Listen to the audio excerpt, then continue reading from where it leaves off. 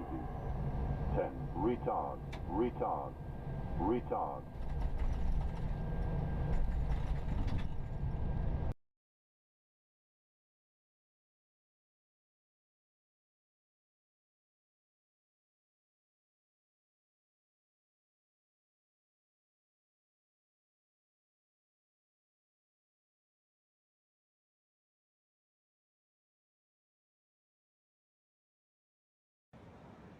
Good evening, everyone. I hope you're all doing good.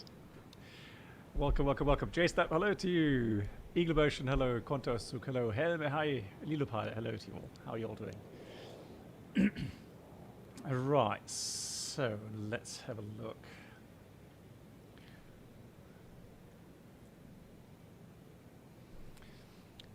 Nice. So we are here in Newcastle. It's an Orbix scenery. At least I bought it on the Orbix store, and we've got we've got Newcastle ground online, which is great. So we've got ATIS, we've got ground, fantastic. I just heard a EasyJet land, lovely, coming in. Hey Luke, how you doing? Lovely. Tui fly out of a 320, beautiful. Right, we are flying today from Newcastle to Keflavik. Just wondering why it's so loud. So Keflavik it is. That's weird. Interior is actually... Oh, it doesn't change that, does it? So I've got to change it through the main... Let me just see.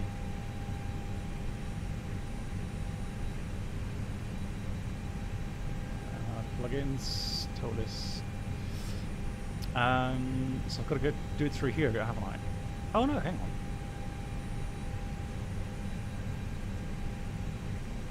Oh, I know. You know what it is? Yeah. It's the I know what it is. It's the BBS sounds. Yeah. Ingo, hello to you.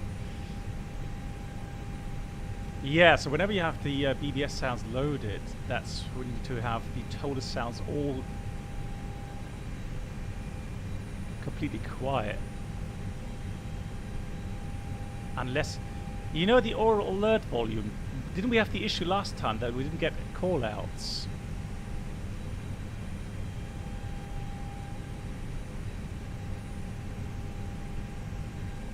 Hey, Troublesome Bob. Yeah, we did announce it though. There is no Neo yet in the P3D. Stressing the word yet, because apparently FS Labs is working on a 320, 321 Neo. Hey Kipman, you just joining the flight. Oh, beautiful. Kipman, nice to see you. 17, let's have a look. Where's 17? That's 10, that's 9. Is it outside? Is that you there? Hey Paul, how you doing? He just tried to depart out of Keflavik. It was so windy, Challenger refused to line the IRS because the aircraft was straight. Is it really, Ingo? Yeah, so, well, it looks like at the moment at least, the wind is getting a little bit better. We're going to go through the briefing in a second. Hey Danny, good evening. There we go, that's Kipman, fantastic. No, Bone King, they don't. No, but that's the only kind of air, because WOW Air. If I'd taken WOW Air, then people would say, "Why are you taking WOW Air?" Because WOW Air has gone bankrupt. They're not flying anymore. So at least I'm using the airline that's still flying. And even though they don't have Neos, I don't care. Simple as that.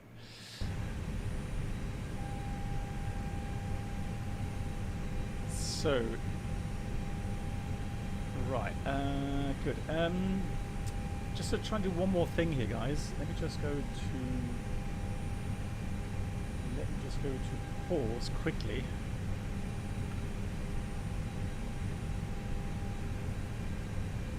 That's one thing, and I want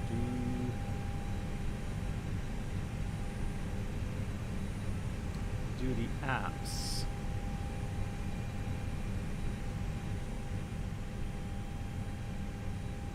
Yeah, just dial the sound just a little bit. Just find it a bit too loud.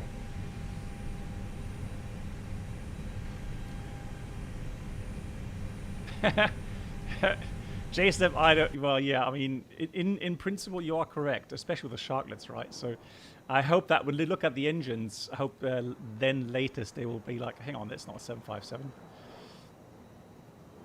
But yeah, there we go. That's the one you're gonna have to take today.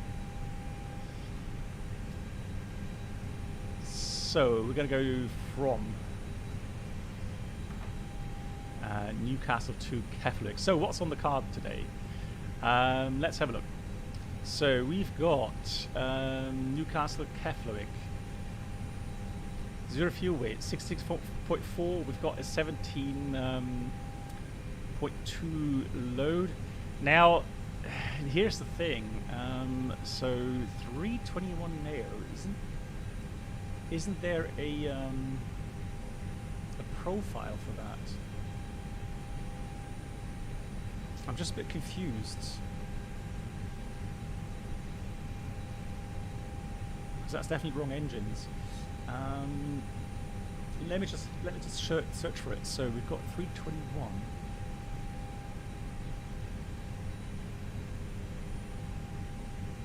There we go. Okay. Yeah. I did get the wrong identifier. Let me just correct that. Tango Foxtrot India Sierra uniform. So that we get this correct. I'm going to put this to minus 5 passengers. Let's do 163 passengers. Let's have a look how this goes. Hey Danny, how are you doing? Right. So Bob, thank you so much, Bob, for your routing, which I'm happy to take. It does ring a bell. So you know the Baku, Ratsu, then Ratsu enter the Shanwick airspace, or Iceland airspace, and then we go to direct Aldan, and then the Azrun to Kilo arrival. Yeah, that does ring a bell. Right, that looks a bit better now. Let me just redo this. I'm just going to re-download the flight plan.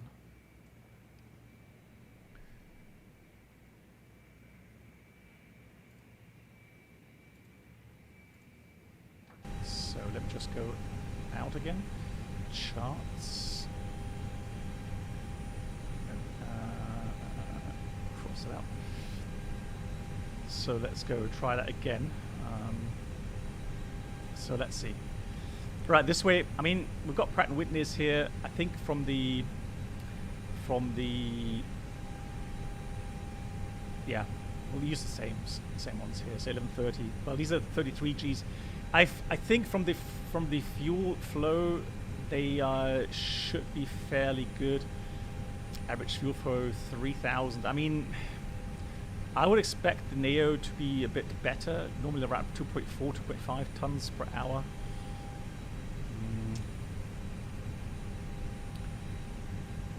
Right. Why is the QNH so low? Where, Paul? Let me get to the weather in a second. Let me just have a look here. Let me just fiddle around again. I do want to get this correct regarding fuel flow. So apparently, I mean, if you put this to like minus 12, let's try that again. Hey Brennald, guten Abend, wie geht's? Yeah, so Bone King definitely. So Orbix has a sale. Are there some sceneries that I can recommend? Athens, for example, is very nice. Oh, from Microsoft. Is Microsoft Athens is out? Yeah, I think so. I would need to look through the offers. Right, let me just check the flight plan here. Yeah, that's better actually. I'll tell you what. Let's do that. So, I am just going to go ahead and do this. So I think this is going to be even better regarding the average fuel flow. So average fuel flow is going to be 2.7. I think that's much better. How's performance? Windows 11 compared to Windows 10, it's in no ways better. Trust me, Hey Mark and Lee, hello to you both. I've not found any advantages with Windows 11 compared to Windows 10. So if you're thinking about upgrading, there's no performance gains, not in the flight sims that I'm using. Good. So we've got a flight time of 2 hours 10 minutes, and level 340 is planned. We may adjust that en route. We'll have a look. So the fuel now is estimated at 12.9. We're going to go with 13.1 block fuel. And you can see we're very close to the max landing weight here. Because we did take a bit extra fuel, about 25 minutes. Yeah, that's pretty much, that's much closer to the real values. So, yeah, pretty heavy aircraft, but you can see the alternate is actually Glasgow. And the reason for this is the weather situation. Let me just go and get Sim Toolkit Pro so that you guys can see the weather charts. So flight planning load. Fly now. Connect. Right, so oops.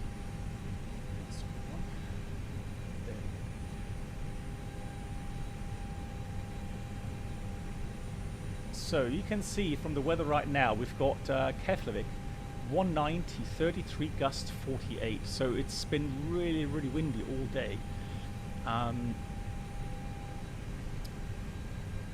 Did you change the fuel factor to -0.5 in the FMS? Not yet. Let me just check that. Is that wrong here as well? Oops.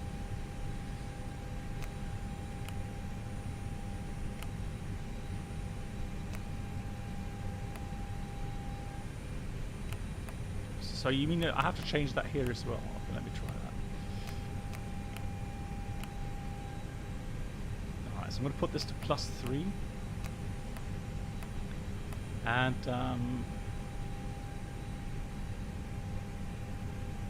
Bob, in SimBrief, I chose -12 for the factor.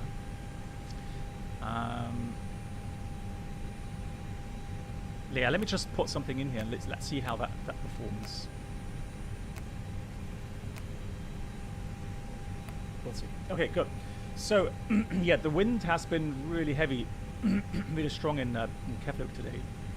On top of that, the forecast says that temporary, we're going to have 5 kilometers visibility, rain showers, overcast 1200. And then over the night, it's going to get even windier again, gusting 50. Earlier, they had gusting 70 in Keflavik. So, pretty windy day, so that's why we're flying to Keflavik.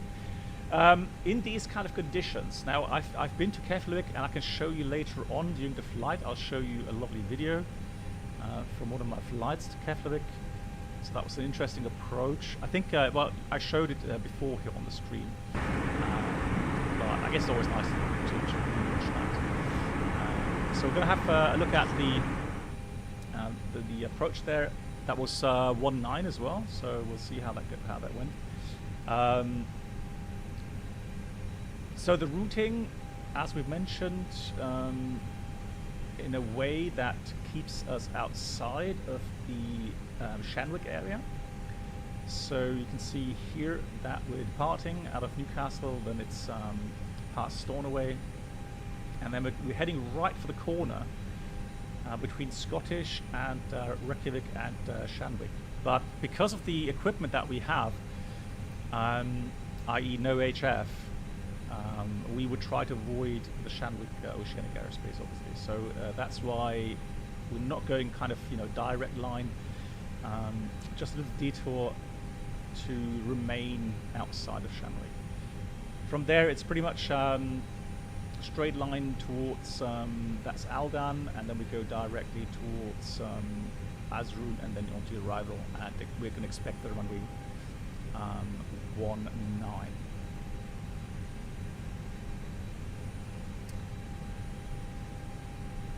Oh yeah, and I'll show you the weather charts real quickly.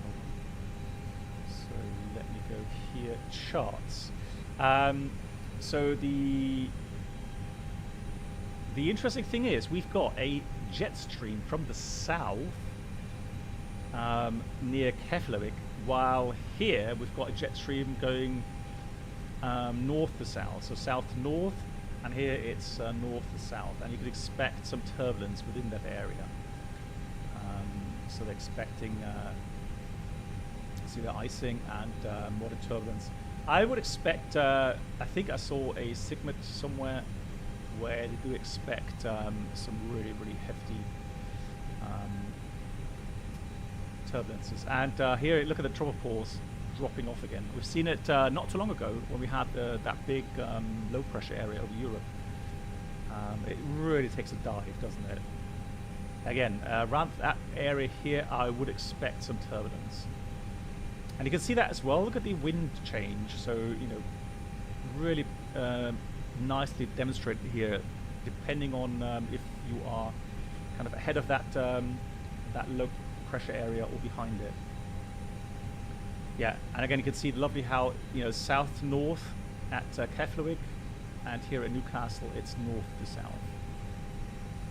South, north, north, south. And here in between, luckily, we should say, well, I mean, it's still 60 to 50 knots. Here's about 50, 40, well, 40 knots here of headwind component. But still not as bad as having, you know, 100, 120 what we have here. Cool. Yeah, the reason why we have the alternate Glasgow is because obviously the wind situation in Iceland is pretty bad. So it doesn't matter if we use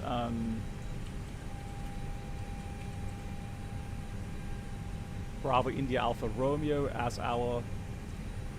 Oh, what did I put in? That's fine.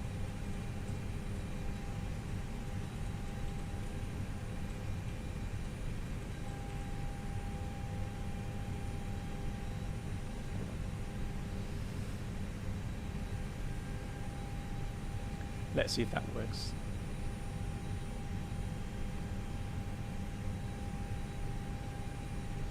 Just waiting for the weather to come up. What am I writing? DR, but why not?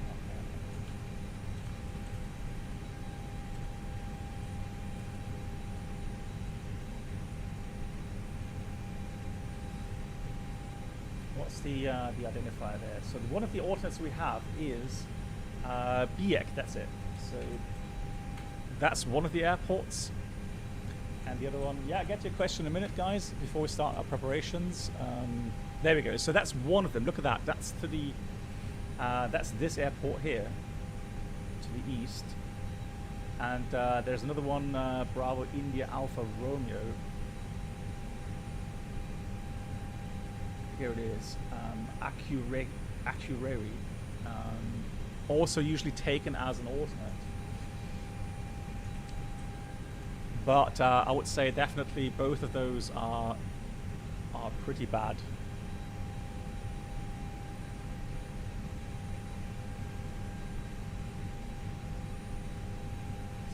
So let's So questions, Lilo Pilot, we finally fixed for the performance degradation over time in Microsoft in its game trip. That's good to hear. I didn't even know there was a big performance degradation over time, Lilo Pilot. But good to hear that it's fixed. Yes, of course, Brendel. So Brendel, the thing is this, we talked about this some time ago when we had similar kind of weather conditions. So there is no headwind limit. Of course, there comes a amount of headwind component where you would start to question if it's, if it doesn't become, unsafe. Like, let's say 60 knots headwind component is going to become unsafe because in case you do have an abnormal, then that doesn't work. Then you can't bring out the slides, really, the emergency slides, because they would be blown all over the place, and you could not do a normal evacuation, right? So yes, there are definitely conditions, Brennell, where you would start to question whether or not a flight like that would make sense. Today, the wind at the moment, it seems like it's more headwind component, hey Hugh, than anything else. And Keflavik obviously has an interesting runway setup where you have east-west, south-north, etc. There we go. And so for 19, it's going to be the wind right now. What do we say the wind actually is right now? It's 220 at, no, sorry, 190 at 33. So directly headwind component. And gusting 48 right now. It's nasty, but it's manageable. And so I'm pretty sure, I mean, if we looked at the real world, let's say flight radar 24, I would not be surprised if we actually saw some aircraft going in and out of Keflavik right now. Let me just check that.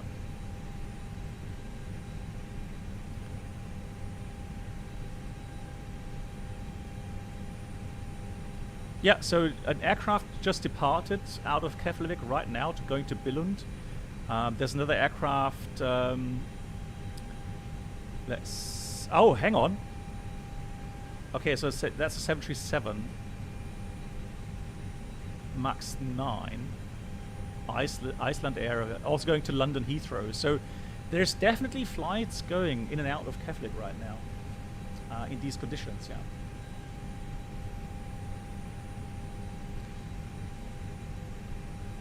Yeah, so the alternate, again, the alternate we're going to take is Glasgow, and that of course means that we have a lot of fuel on board. So the return to Glasgow will take an hour 45. Hence, I don't know what's going to happen today. I don't know how manageable the approach is going to be going into Keflavik. So anything can happen today, and we're treating it like a real-world flight, meaning if we can't land safely. And the 757 just landed from Frankfurt. Okay, nice. Eagle Motion, yeah, there we go. Yeah, we'll see how we manage, and if we can't, we'll decide to go around, and we'll see what we do after that.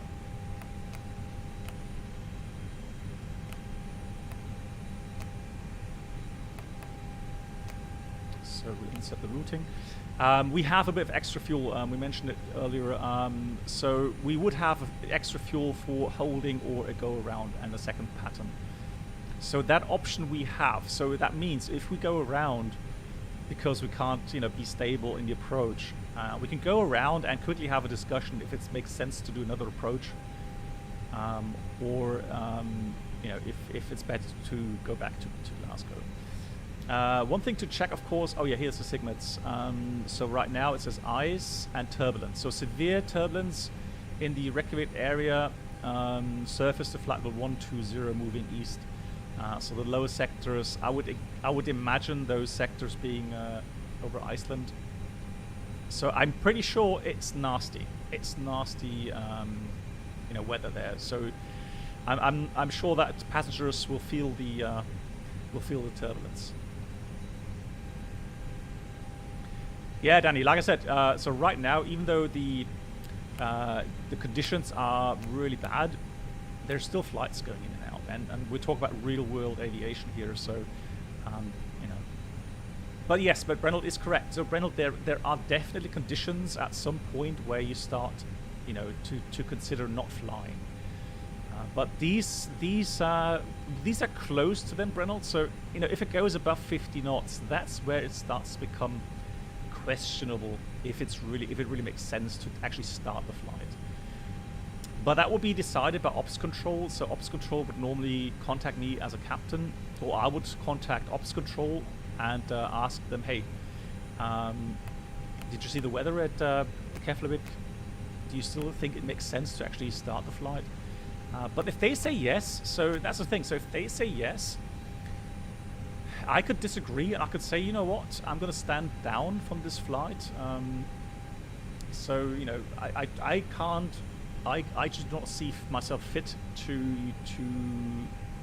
do this flight because I think it's just not safe. So they would get a replacement captain, or they would cancel the flight. I don't know, but at least I do have the option to say, no, this is just you know, for me too critical. I'm not going to do it.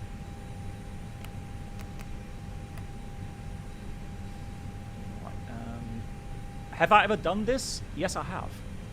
I remember a situation in St. Petersburg where they had braking coefficients that were already medium to poor, and they had snowfall forecasted for our arrival time, and the same situation was in heavy snow. I think even Helsinki was closed or something. All the Baltic regions, they were really either closed or, I mean, the weather was horrendous. And I said, I called them up and said, did you see that? And they would say, yeah, we don't like it either. And I said, well, I'm not flying it.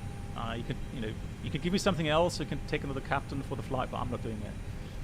And then in the end, they cancelled it. They said, yeah, we agree, and it doesn't make sense. Just put 71. What? Hold on.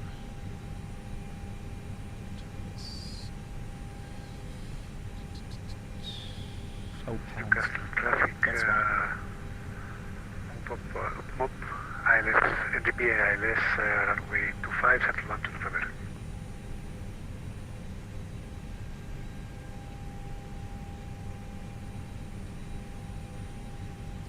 So it's about 70 something. Yeah, let's take 71. There we go. That's better. And the CG is 28.8.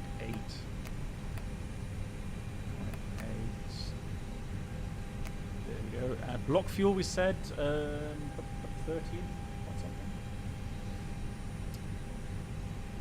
Fuel, we were saying it's 13.1.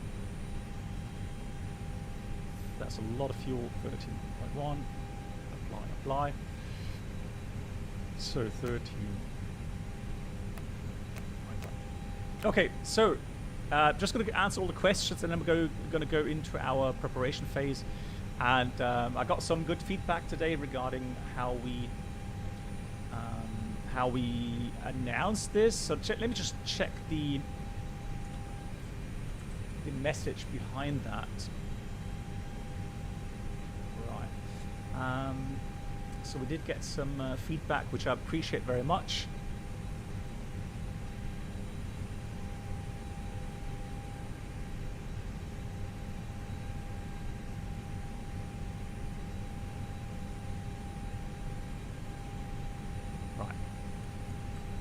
There we go. Let me see if I can use that.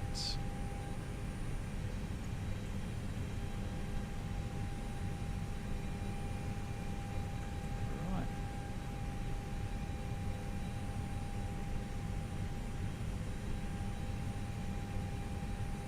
Perfect. Right, so let's try that. Really like it. Love the feedback. So there we go. So sterile phase, whenever you see the sterile phase here, for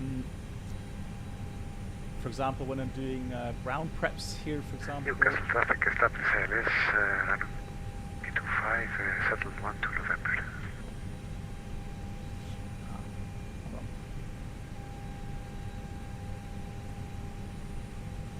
I just need to do something here quickly.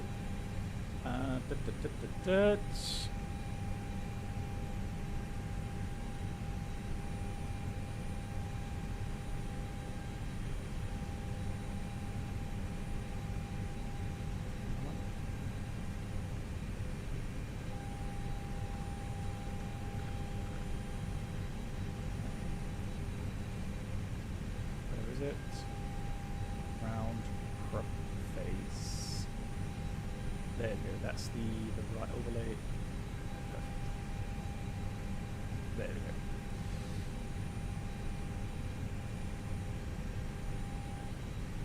Yeah, cool. No, Brendel, I just want to check the overlays here. There we go. Cool. Hey, Ignace, nice to see you as well. And United for Life, nice to see you too. How are you all doing? Yeah, so Vagar, Brenold, good point. I checked Vagar as well, but you probably saw it as well. So let's catch the weather for Vagar, and right now I think they have low ceiling. So the wind is better at Vagar, it's not so bad, but we know that it doesn't have a precision approach because it's offset.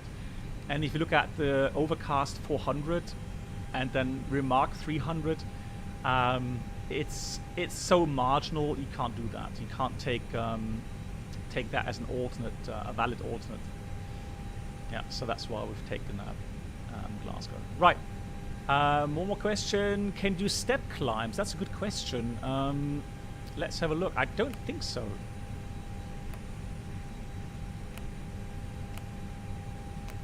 Oh, maybe you can. Let me try that later on. There's two things I want to try. So step is one of those. Also, what I want to try is the equi time point. We'll talk a little bit about this this feature during flight as well, how we can use that properly in flight. Good. I am going to go... Oh, one more question. Secret. I have a quick question. What's the difference between open descent and expedite? And does expedite mode also work as a climb? Yes.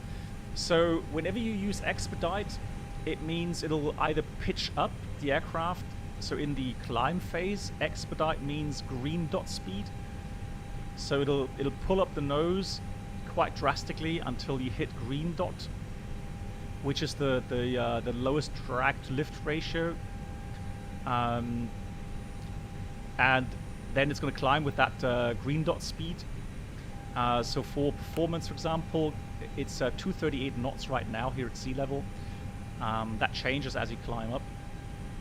But that's the speed for the climb. Now for the descent, it'll go to Mach 0.80.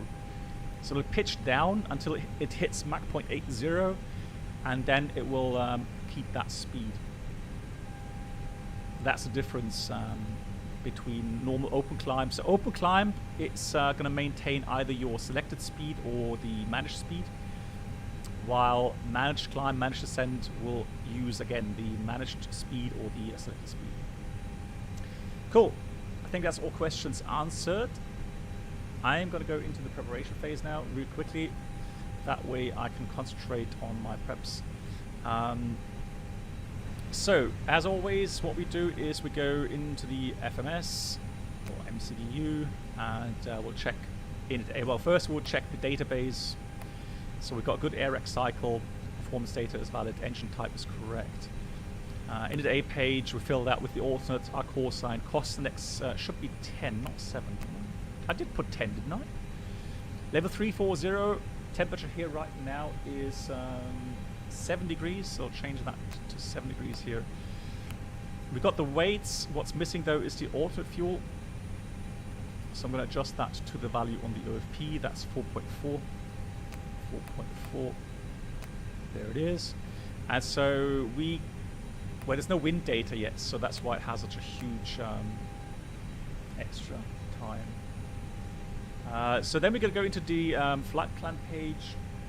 I am going to select runway 25. The wind is 210 at 10 here at Newcastle, so runway 25 it is.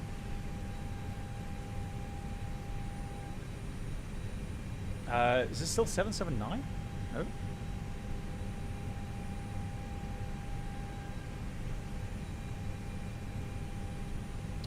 Right, departure route is going to be via Natep. So the only two departures I see is the Gully Airports search. So we've got Newcastle. Let's do parking stands coordinates. There's one chart. Then we'll use the airport page. So here we are. So we're going to taxi out runway 25, and the departures. It's going to be 1 Yankee or 3 X-ray. Well, we've got ground control, so we're going to get the clearance in a minute. That's 1 Yankee. And that's 3 X-ray. Let's read the small text here. ANAV 1, DME or GNSS, SID include noise preferential route. Okay, so all these DMEs must be serviceable. ANAV SID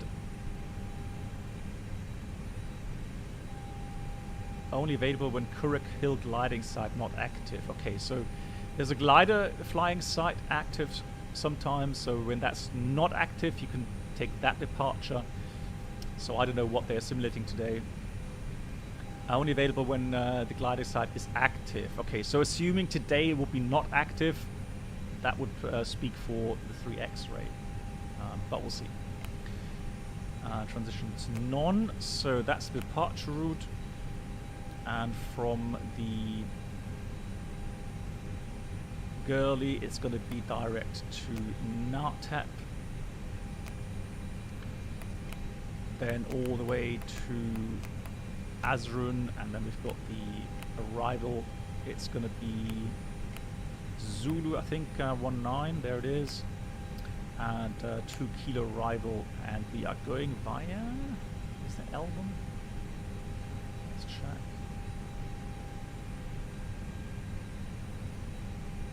Approach Isla Zulu 19, and that should be via Elbum. Yeah, there we go.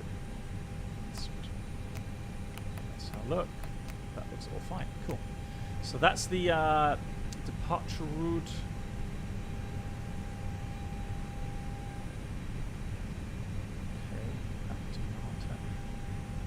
Okay. Interesting. Interesting departure. We'll see how that goes. Good. So diffrips again. Got the F now. So RatNav is next as an ANAV departure, meaning that we don't need to set anything. Yeah, we'll leave it as is. That's fine. So NAB page is filled out as well. Let me go and find wind data. So wind data request. So unfortunately there is no wind there. So let me just enter some wind data here real quickly. Although I would need to check that for the whole routing, because obviously it does change a lot. So top of climb. Then we expect 340 at 60 roundabout.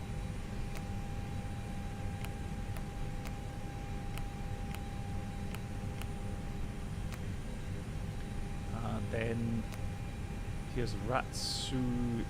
See how the wind changes? So Ratsu's got 260 at 35, let's say. 35. There we go. And then we've got oh, Baku. Hang on, Baku. Well, that was the first one, wasn't it? Yeah, Baku was the first one. Then we've got Aldan 210, let's say, at 70. That will do. The descent wind will enter later. So now if we look at the NAB page, yeah, you've got better extra fuel time. So it should be about 1.22 tons. So we'll see how that ends up. Good. Then we come to the performance page. Just gonna go to that. We'll take well, we're gonna take config 2. The runway isn't that long. So we're going to take config 2, flex temp still 47. Oof, I hope that's going to work, because I mean we've got 2.3 kilometers. So flaps 2 and trim down 0.4.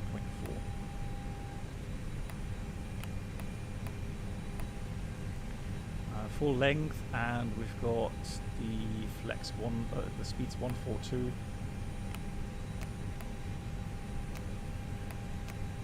So 142, 149. Newcastle traffic. And 152. Transition 6000, I'll have a look, because normally if we have a level off at 6000. Newcastle traffic, channel 38 Kilo Juliet is departing out of runway 25. No, so that's fine. And max 80 there. Okay, cool. So we'll leave that at 6000, not going to change that. What I am going to change though is engine out procedure and the NDP procedure.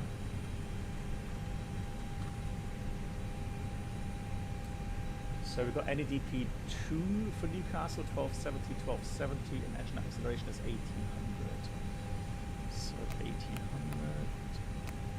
1270, 1270. So NEDP 2.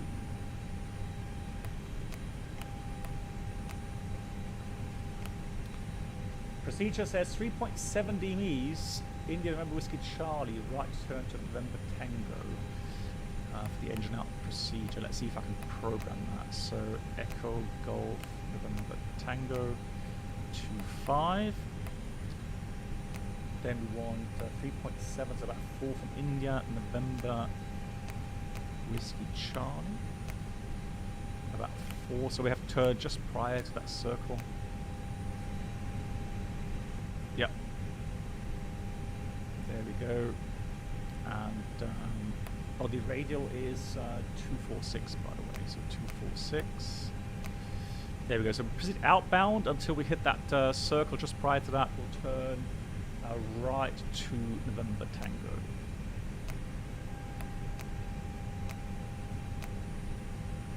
That's the approach fix, or the beacon in the approach here, runway 25. But right turn it is, so right downwind. That's good. So that's the engine out procedure, and secondary copy the active. We'll do a quicker turn to Newcastle. Arrival on the secondary ILS 25, no star, no via. There we go. Cool. Let's check everything here. And then we're going to get our clearance, and I'll give you a briefing. Got pen and paper ready. Ground is 121.725. So ground, good evening. Hey, Captain. 38 Kilo Juliet, stand on 7 formation Juliet. I for clearance to... I think it's Ice Air, isn't it? The call sign? Ooh, 38 Kilo Juliet, just confirm your aircraft type.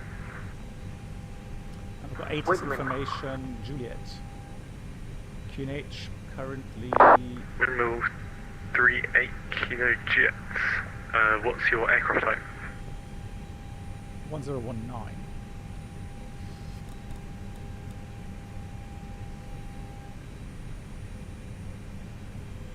Alpha 320. Ice Air, thank you. Thank you. The windmill 38 Kilo Juliet, clear to Keflavik, omnidirectional departure runway 25 after departure climb altitude, correction climb flight level 080 on runway heading, and the squawk 1077.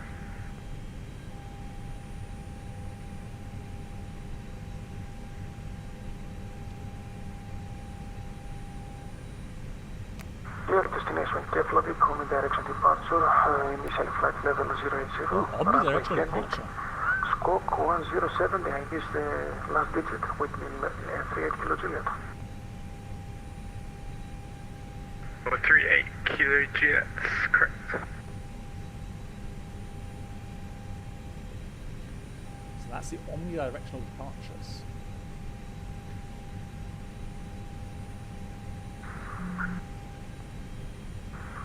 Can you please repeat the squawk for windmill 38 Kilo Juliet? Windmill 38 Kilo Juliet, the squawk is 1077.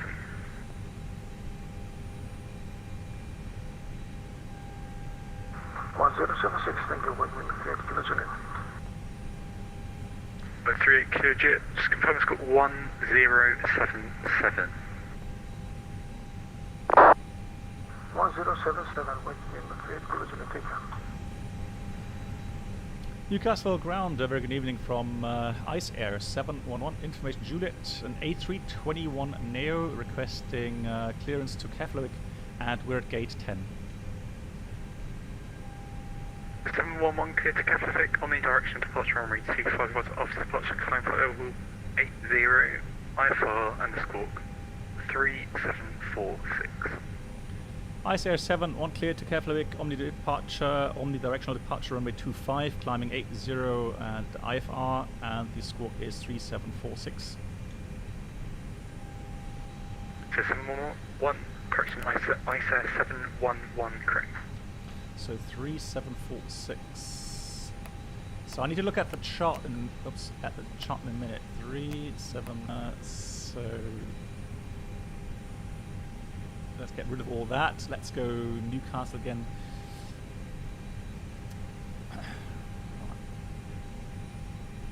Stop the boarding music. Good, so transition is 6,000. We're going up 80. It's set, and it says runway 25. So we're going to... Let's have a look. See if does it have that as a departure. 25.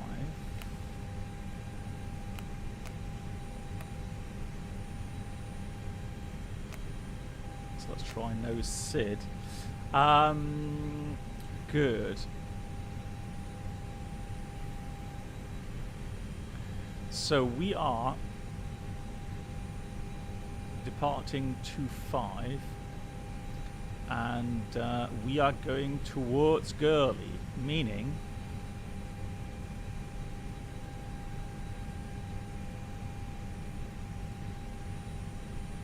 climb straight ahead, 1.5 Newcastle, turn left, 210 heading, climb flight level 80. Dual station, Newcastle ground is now coding Peace Mountain, Yukon 1 TG estimate, bye bye. Thank you much, 22.8.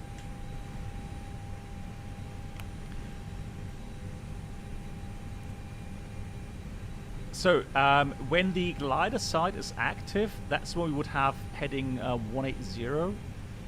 But I don't think we're going to have the glider area active today, so we're going to climb straight ahead 1.5 Newcastle, turn left heading 210, climb at 80. And then we go get ourselves directly towards Gurley later on. Cool. A321 Neo, no technical issues. Let's get the APU started. 3 seconds, there we go. Fuel 13.1 is what we ordered, symmetrically supplied. That means some center tank fuel as well. It's warm enough. I don't think we're going to have icing issues right now. Extra is about 1.2 tons to 1.5 tons, somewhere in that region, about 25 to 30 minute extra fuel for Keflavik. And diversion today, well, diversion is more likely than it normally is. So it's good that we have a bit extra fuel. The takeoff weight is about 84 tons. That's quite heavy. The max landing is being quoted with 89 tons, so we are below. Sorry, the max landing is quoted with 79.2, so we are definitely above max landing weight. So if we do have to return, it will be an overweight landing. Departure is an omnidirectional departure, runway 25. So again, we're going to climb straight ahead to 1.5 Newcastle. And then we turn left heading 210, climb 80. Newcastle is now set manually on VUR1, indicating performance, runway 25, full length, flaps 2 departure, flex 47, the speed's 42, 49, 52, transition is 6000, NDP2, engine out 1800.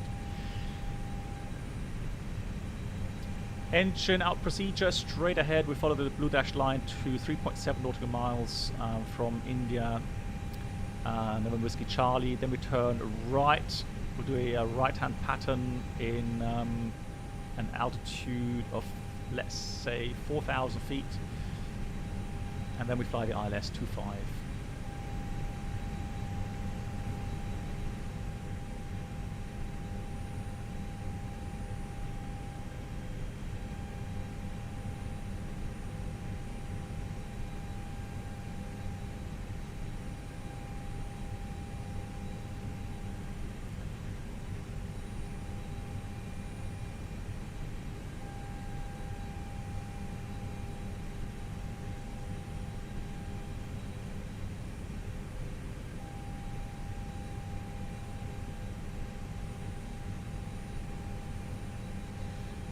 Yeah, but the thing is, yeah, I know the confusion, but let's see. Is there any way we can go right? Just checking the departure route here. So at flight level 80, turn right. Okay. Yeah, so I get your point. Yeah. So the girly was on the original departure route. Because there is no departure route going that includes direct NATEP, but I do agree, NATEP, that makes more sense. Yeah, we'll do that. Yeah, I agree. I fully agree. Yeah, we'll do that. We'll go straight ahead until we reach 80, and then we turn right and get ourselves direct to NATEP. Yeah, I agree. Yeah, we'll do that.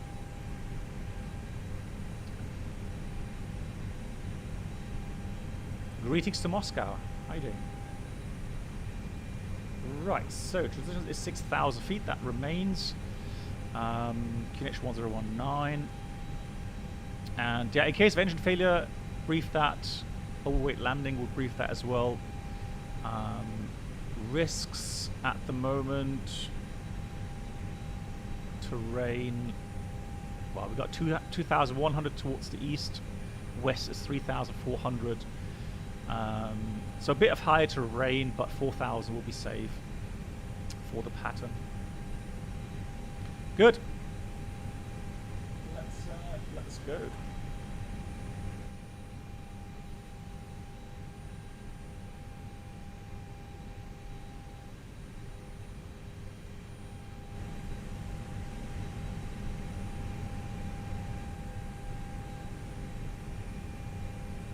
Yeah.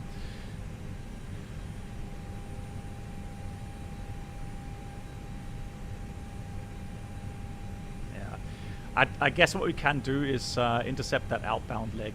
I don't want to go direct from wherever we reach the 80. So what we're going to do, we're going to go head somewhere for an intercept to get on that airway.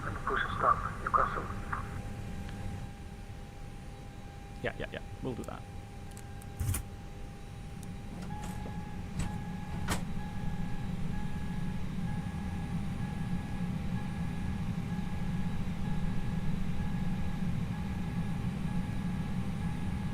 Thank you much.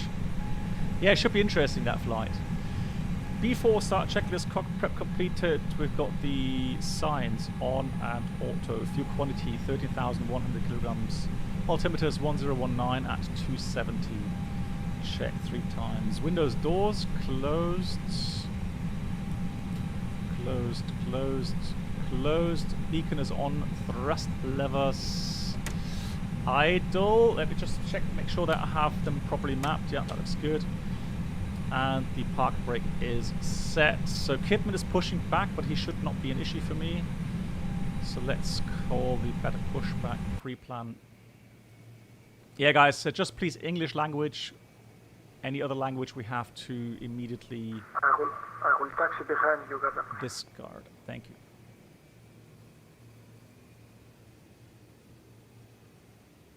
Ground to cockpit. Plan acknowledged. Call me through the menu when you're ready. So, questions? Ground Q&A time. Willboy, will you fly more on Microsoft Flight Sim when the Phoenix releases?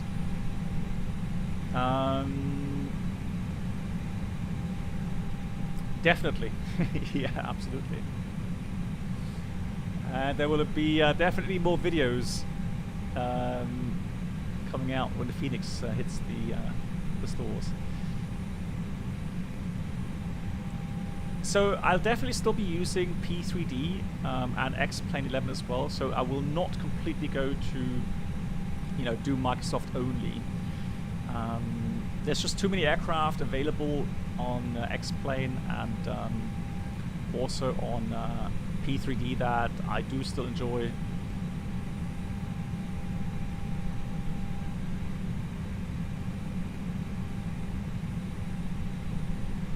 Ground to cockpit. Tow is driving up. Newcastle traffic, Ice Air 7 on pushing back out of gate 10 in Newcastle.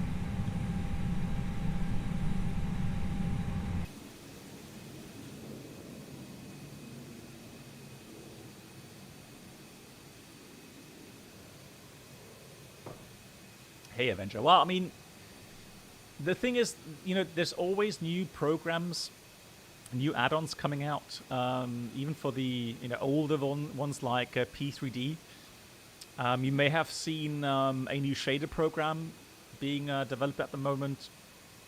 Then we've got the FSI panel, which is going to be upgraded with some new features. So there's always things for me to show. Okay, all doors and hatches are closed, ready to connect. And hence, you know, I'm definitely going to be still using other sims as well. When will the release be? I have no idea. You're going to have to ask Armia for that. I don't know.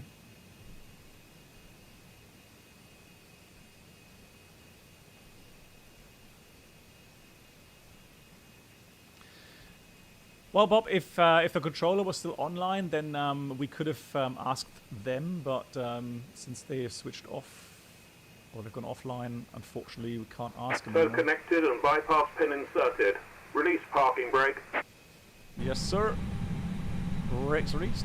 Ready for pushback. Starting pushback, and you may start engines. Thank you. Well, I don't know. The thing is, it doesn't matter how long a program has already been in beta. You know, depending on what's still to be done, it may still take a while. Who knows? We will see. Good. Done everything. Read the checklist. Got the bleed air on. A few pumps on. Good pressure starting engine. Oh, hang on. We got dual cooling. Yeah, excellent. So we got this push button here. And now when I flip the switch here for engine 2, I'm going to see both of the start valves open. You're going to see both N2 rotations. But you can only see a grey box around engine number 2. Meaning that this is the engine that's in the start process. This is just being cooled right now. And so it goes in between 8 to 10%. So that's a cooling process.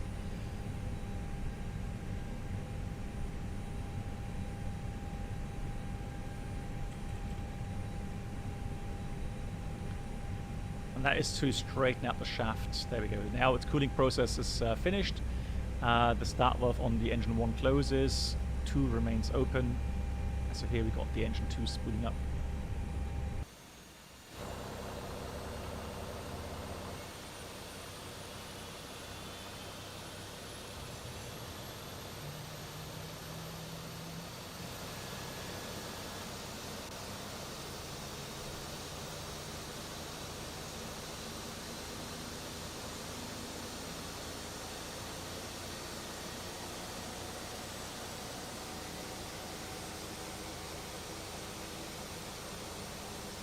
I am confused, to be honest, why...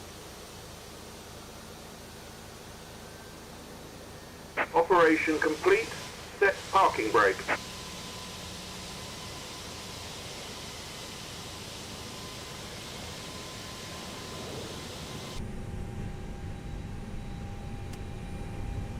Disconnecting tow. Stand by.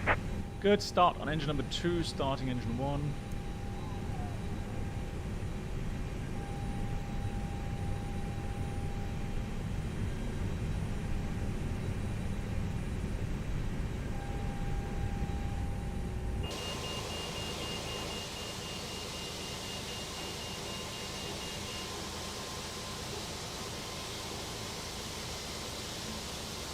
Luca, the thing is, I don't know if these engines are supported. Is it just the LEAP engines that are supported for the sounds?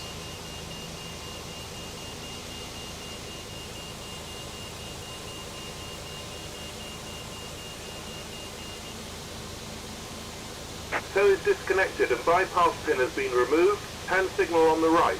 We'll see you next time and have a safe flight.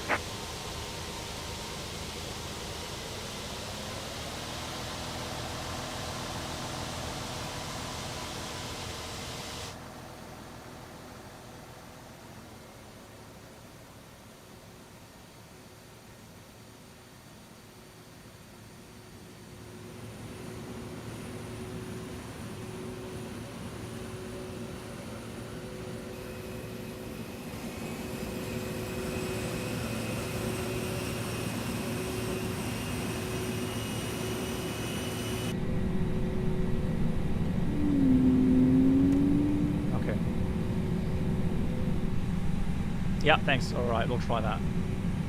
Good. Good engine start 1 and 2. Let's do the after start flows. Flaps 2 we said.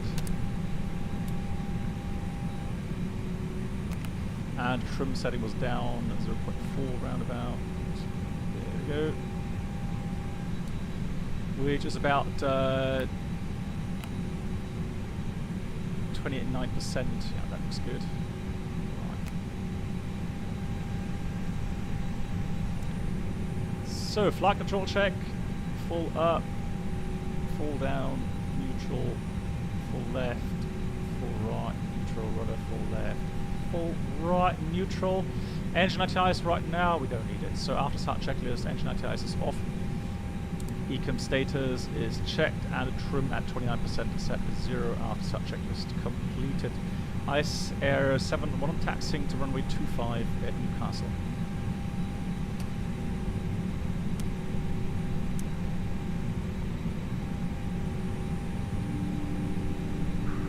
Hey, Land Controller, nice to see you. How's your life? How's it going? Hope all good. Right, brake check, brakes are working. Big shout out to Land Controller, I'm sure you all know him.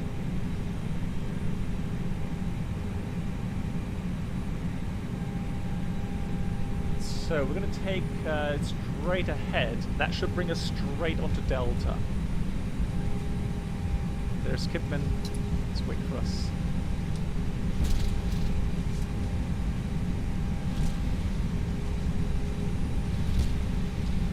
No, they don't. So Euroc, they don't have a cooling time of 20 minutes. Right, I'm just going to put this to Q&A just to make sure that if we have any questions remaining, no, we don't. All right, then we're going to go stare our cockpit here. So the longest cooling time Europe that I've ever seen were 2 minutes. That's the longest cooling time.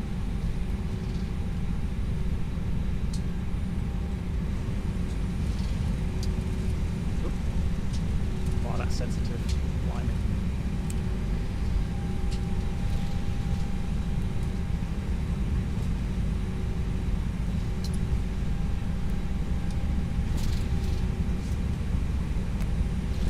B4 takeoff checklist.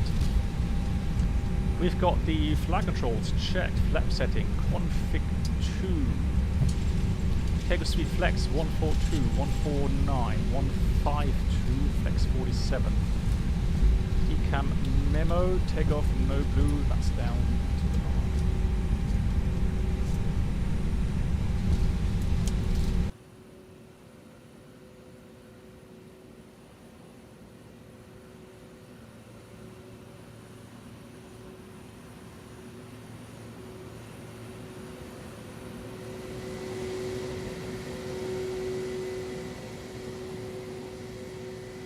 Look how smooth it is, really nice. Love it. Cool. On our way to Iceland. Jamie, what did you fly today? I'm sure you streamed, so what did you fly today?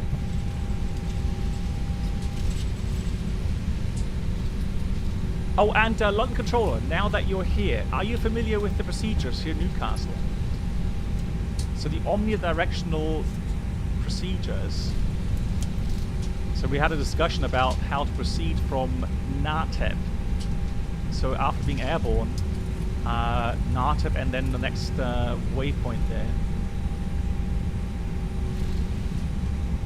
Oh, you were down under. Ah, I see. I see. So TCAS is already on. I don't see anyone on finals. So let's go. Newcastle traffic, Ice Air 711, lining up departing on runway 25 to the north in Newcastle.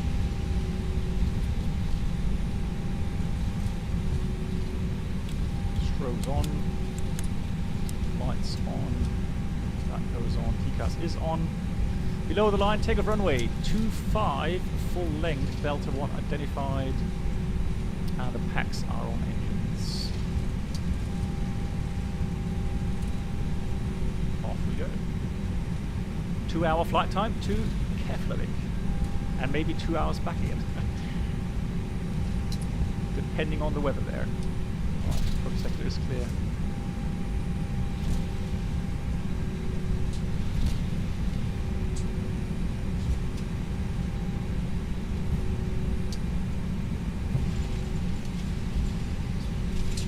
I love how the runway has a nice slope in it. Love that. Really cool. Good. I'll be ready. Let's go. Takeoff. Manflex 47 SAS runway auto thrust blue. Let's hope the runway is long enough.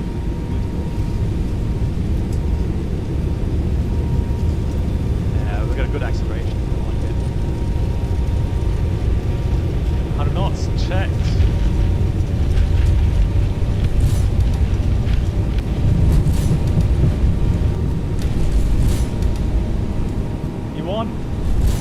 There comes the end of the runway, it rotates.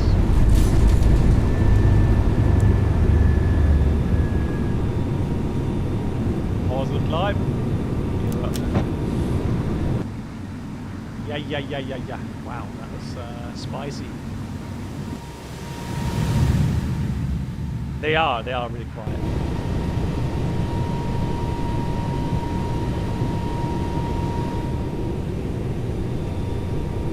Right, good pitch. Climbing straight ahead. We're going to go to where we're heading now.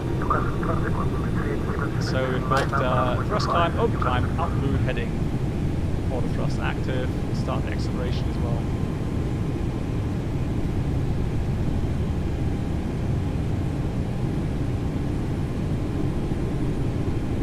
And that was close. Well, yeah.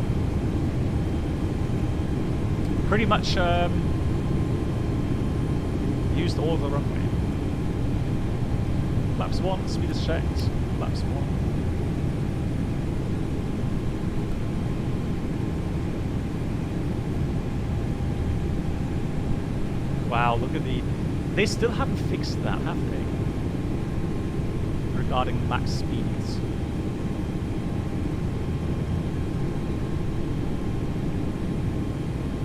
The Neo, 320 Neo has a different VFE.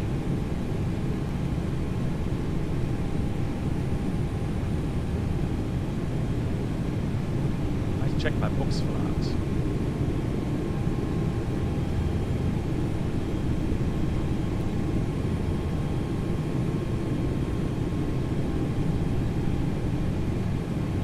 We are heavy.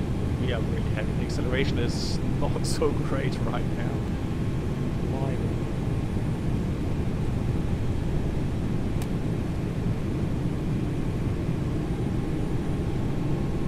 Right, that's the flaps now, the auto flap retraction.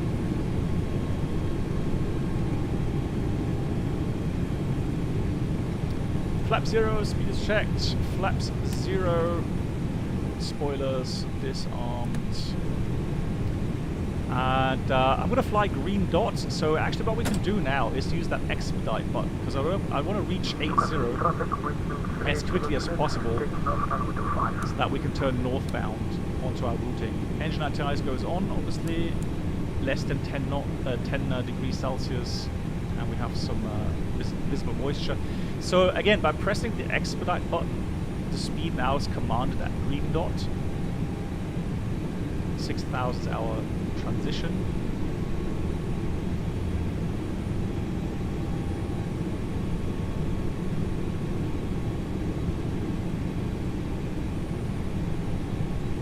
Hey, testing 1, 2, 3. Loud, clear, London controller. Sorry. Right, transition standard set 6-1. Current routing takes outside of CAS. Give a turn to NAT while passing Ficton for about 15 miles to get confliction service. Just before that. Okay. So what I would like to do is actually let's go direct to ACPET. Let's try that. And then we go on to our routing there.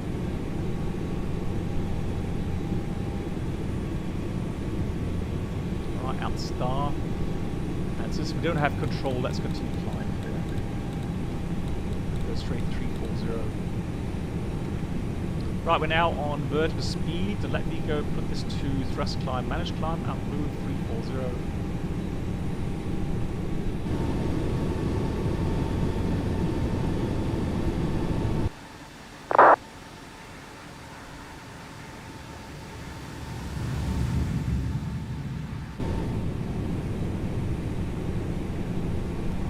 Outside the clouds, we can switch off the engine anti-eyes. Those can go off as well. Passing 86. Wind is picking up.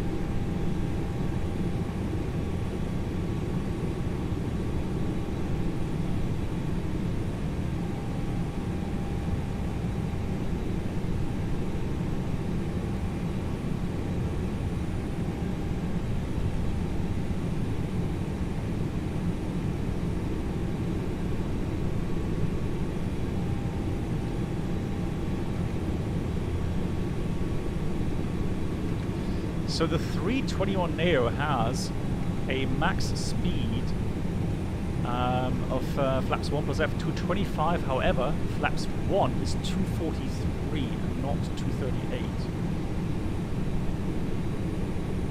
So that's wrong. That should be 243. That's correct. That's correct. That's correct. That's correct. Right, passing 10,000, let's do all of the items. It's nice and smooth, so seatbelts go off as well. The secondary flight plan, copy active.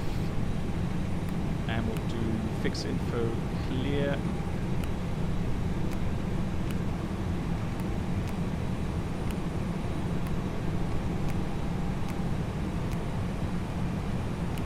I find it interesting though, so the weird thing is,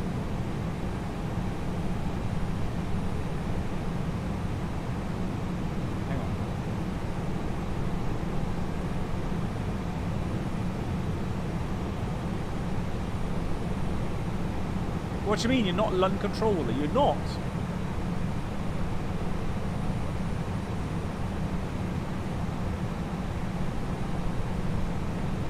I'm confused now. Because you're using his logo as well.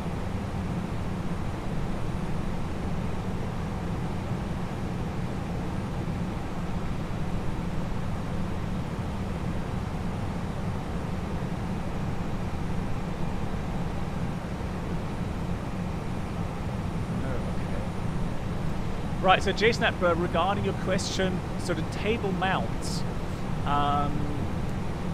So for me, so when I'm using the side stick, now you can't really see it, but my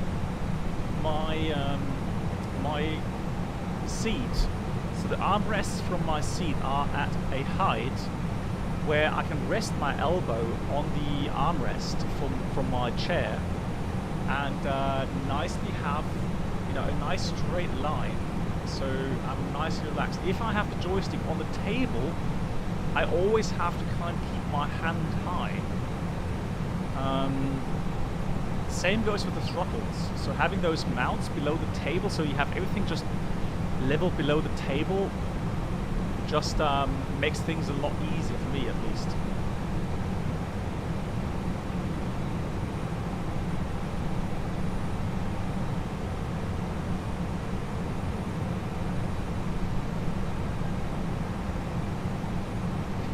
London control, I'm confused still though. So just to make sure, so London control, you're not you're not Jamie, so you're not London controller Twitch.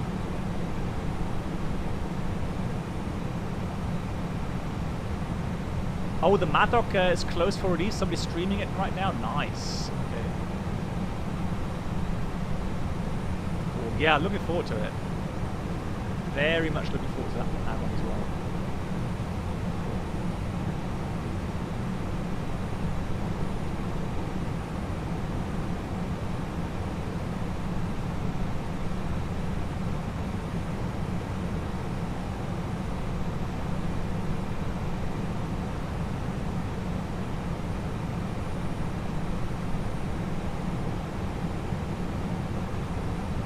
I'm confused as well. Jamie was here. I give up. I don't know what's going on.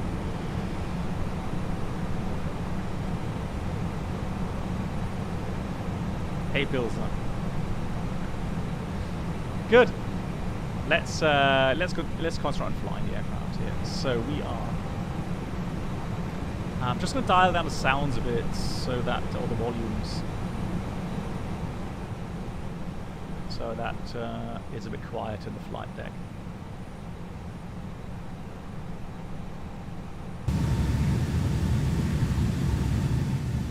There we go. Beauty.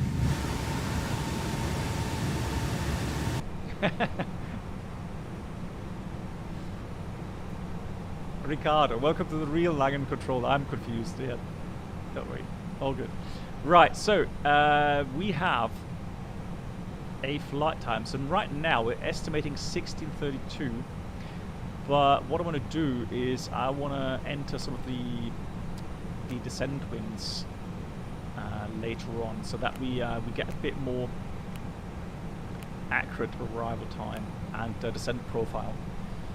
I'm not so much bothered about the climb right now, or the climb data. More interested in the en route.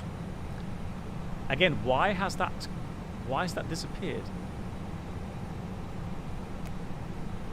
Baku. I'm sure we entered. Didn't we enter Baku wind?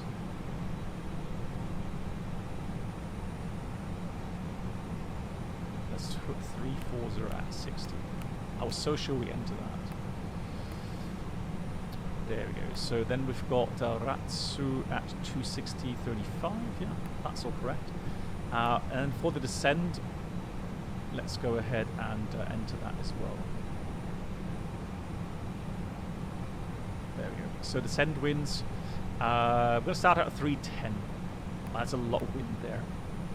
So that's 190 at 107. And so today you can see that's really important to have that wind data inserted. Otherwise you do not, I didn't do Baku, okay, I guess I missed that then, alright. But that is really important later on. If you want to have good descent estimation, so top descent, profile, etc., it's a good idea to put that in at 310. Then we've got the next one at 200, so that's 183. 110 knots, that's even more. Imagine 110 knots at level 200. That is still a lot of wind. Same goes level 100, 10,000 feet, still 80 knots of wind. With all those mountains around Iceland, definitely would be prone to have some turbulence. So 88 knots, level 150. And then we've got level 100, it's 180 degrees, 80 knots.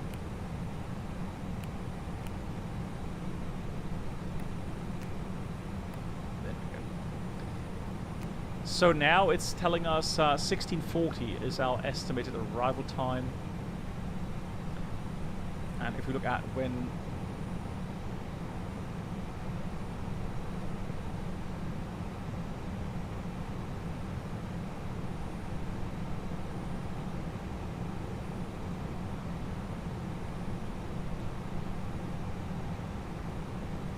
yeah, Vikris, thanks. Right, yeah, that's, guys, yeah, you don't do that. Yeah. See, there's a last warning. If you impersonate someone else, yeah, we'll have you banned. Hey, Voyager.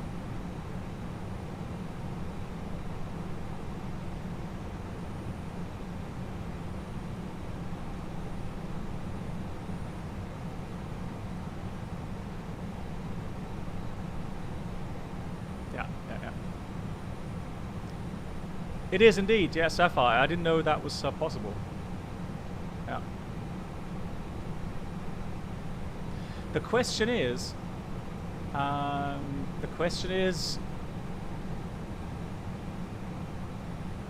if that ban can be bypassed easily. We'll see. We'll see what happens. That was weird. That was really weird. No, absolutely not. It's not acceptable, no.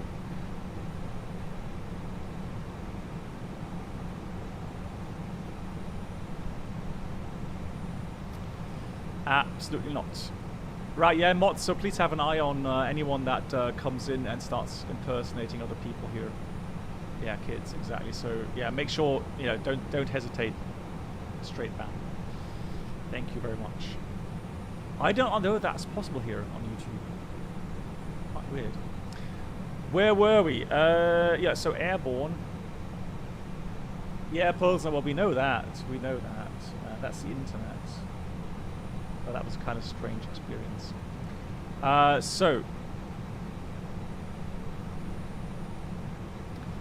Kim, yeah, that's one of the things.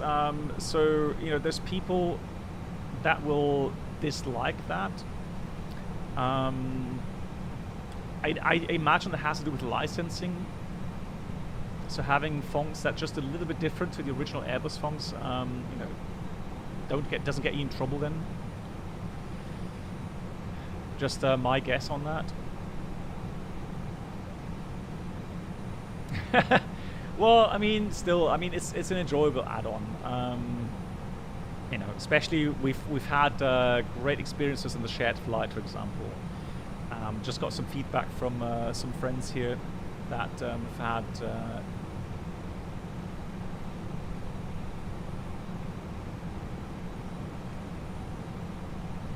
Okay, Jane. Yeah, thanks for the info. Okay. Wow, it's really struggling with the climb here. Look at that. Yeah, let's switch to Mac mode now. Although it still says speed mode here. Right. Yeah. So again, the shared flight. We've had some great feedback from people that has some fantastic experience in shared flight.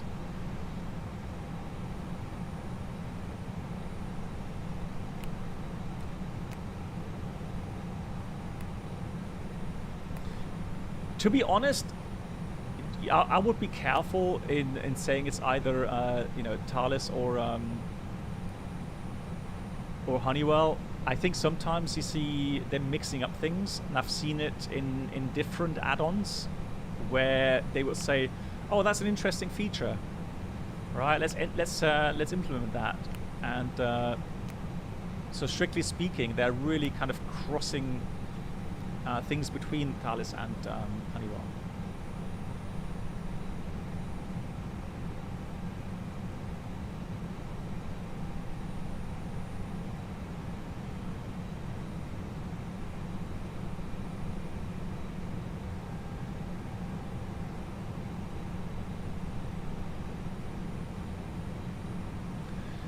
Geep, well, we had some issues on Twitch as well. Maybe not as much. So the real issue I see here on YouTube is the posting of links. So we've had some issues with bots coming in and posting kind of, you know, the written out links. Yeah, but these, I mean, the idiots. I mean, we've had idiots on Twitch as well. So that's just the way it is.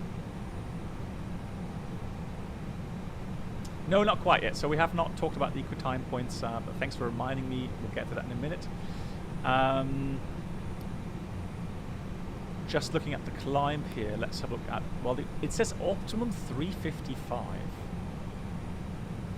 Well, let me see, because the max recommended is 363, so I'm going to stay at 340 for now.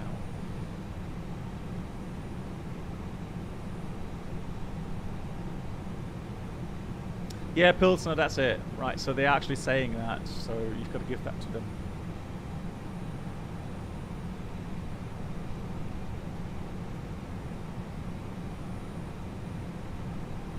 Yeah, Ricardo, I'm interested to see what happens regarding the flight model. I've got some more insights regarding what's possible. I can't talk much about this because I'm under NDA, but it's going to be interesting to see how PNDG implements their own flight model, and if they do, up to what extent. I've seen, you know, some of the videos from the Mad Dog seem to imply that it's pretty much the basic model, So the Microsoft model, which would be a bit worrisome because I really dislike it at the moment.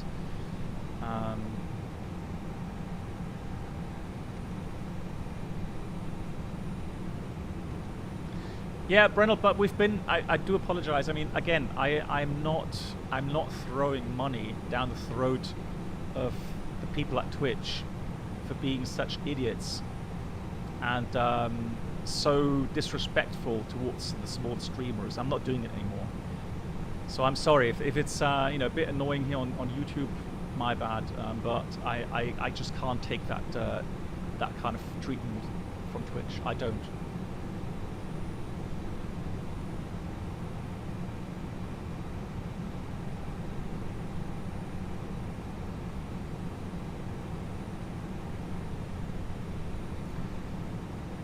Yeah, so the idea is, again, if you have questions, by all means, please do ask. Very happy to answer all the questions you might have. Right, we're coming up to Grice. We depart at 20 past. Let me go to listen to the crow. So 20 past we departed.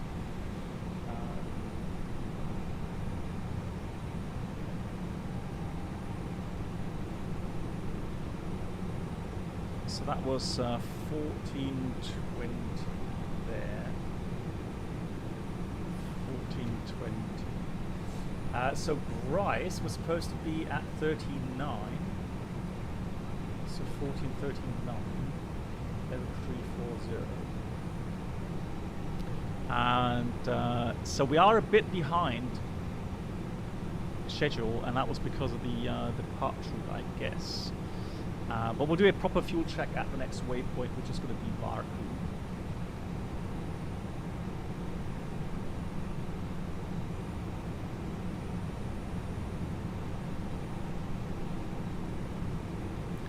Yeah, it'll all make a bit more sense once I start bringing out some new YouTube videos. So once you have a clear connection from the normal videos I do make, you know, all the tutorial videos, and then we have the occasional live stream.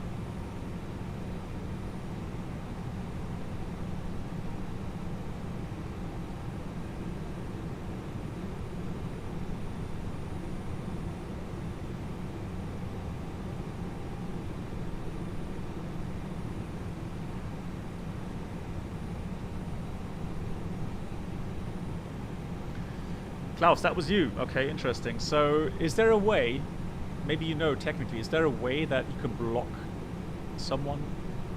So I'm a bit surprised that since we did have you blocked, that you're actually still able to post.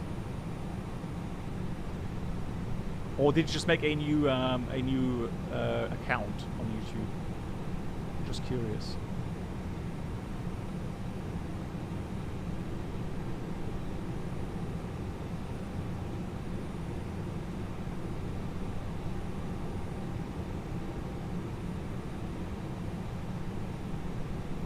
Look, are you a Mega LT? Yeah, okay, that's... I mean, yeah. Jesus. Oh, yeah. So, yeah, I did ban, so Danny, I did ban the other account. But he says, Klaus says this is his main account now, so...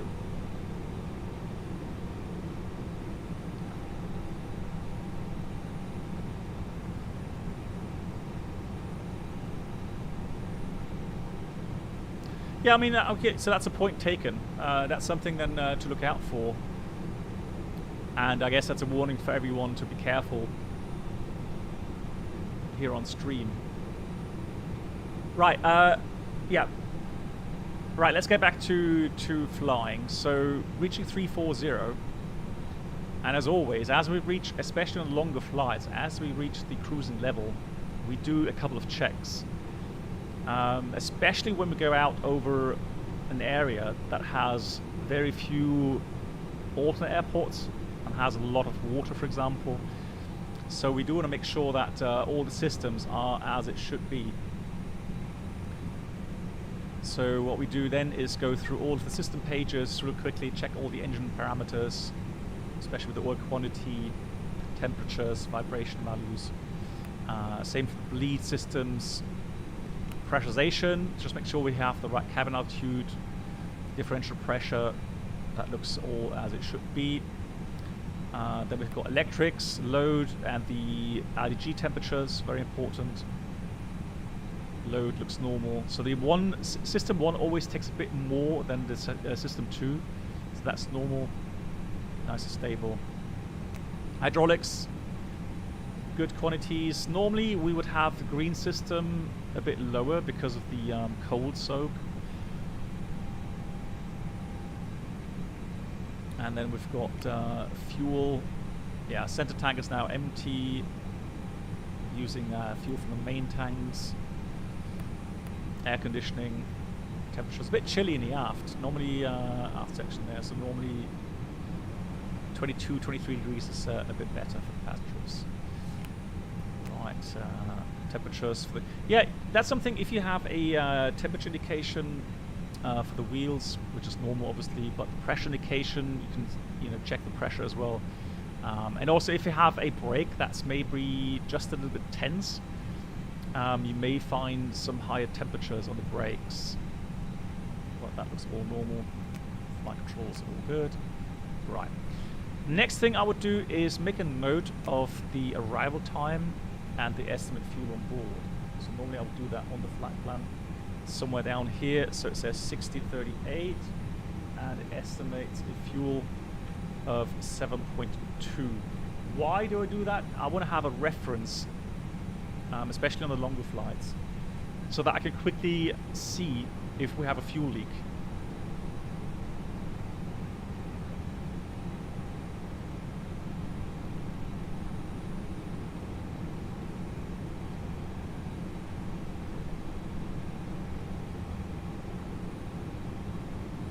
Hey Marco, thanks so much, Marco, that's really kind. Right, good. Another thing we do, flying out towards an area without many airports around, we also then check weather for the potential en route alternate airports. So you can see today on this routing there isn't much. So there's one at Vargar, so we're going to check the weather in a minute for Vargar. Stornoway, we'll take, now normally Stornoway is not what we have as a normal alternate airport. However, in case of emergency, we would definitely consider this airport. As long as the runway is long enough, and they have an approach system that allows us to make a IFR landing, an instrument approach, we would definitely consider that.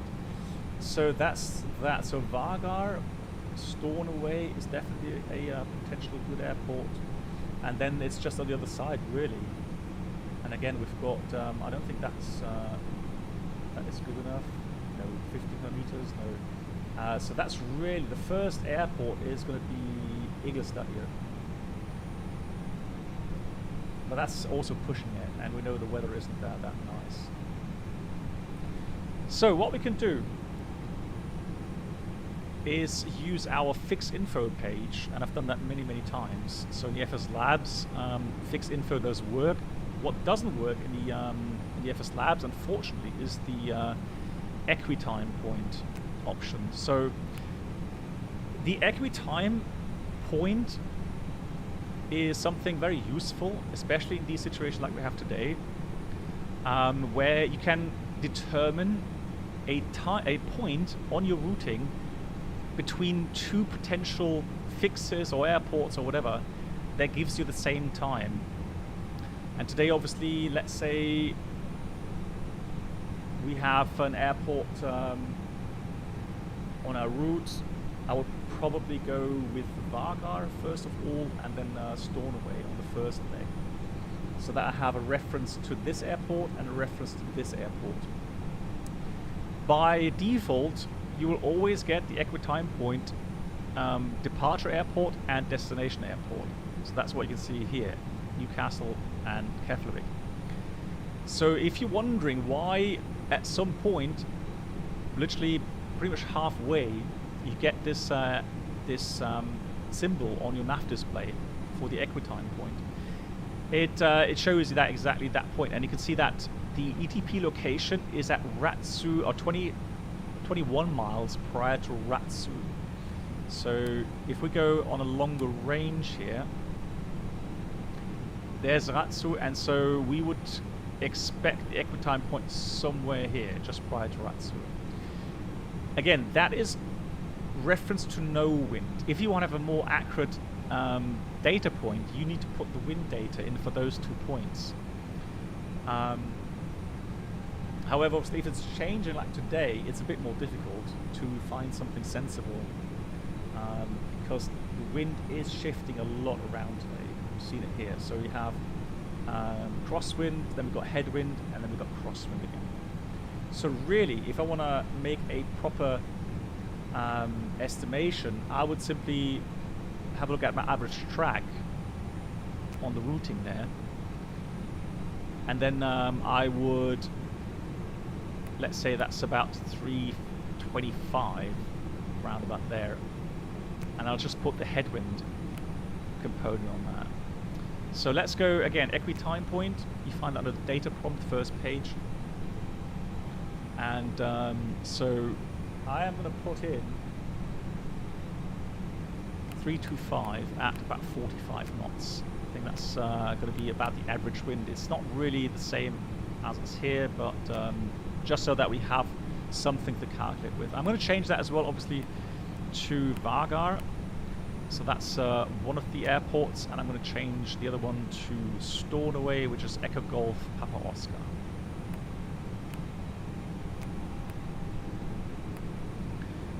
Again, average wind 325 at 40 knots, assuming it's going to be our average wind component on those two. Right, so if I go into the fix info page and I call up Echo Golf Papa Oscar Stornoway, first of all, that's the airport there. And then I look at Vargar, I can estimate that is about, let's see, from here that's about 80, 60, let's see. So I'm going to put about a radius of, let's put 120 miles. Maybe it could be even less, just 100 miles. Let's have a look there. And I'm going to put Vargar in here on the other side, and again 100-mile radius. Yeah, so it was actually 120 was actually quite good as an estimate. Let's try 120 again. There we go. So now I've drawn a 120-mile radius around those two airports.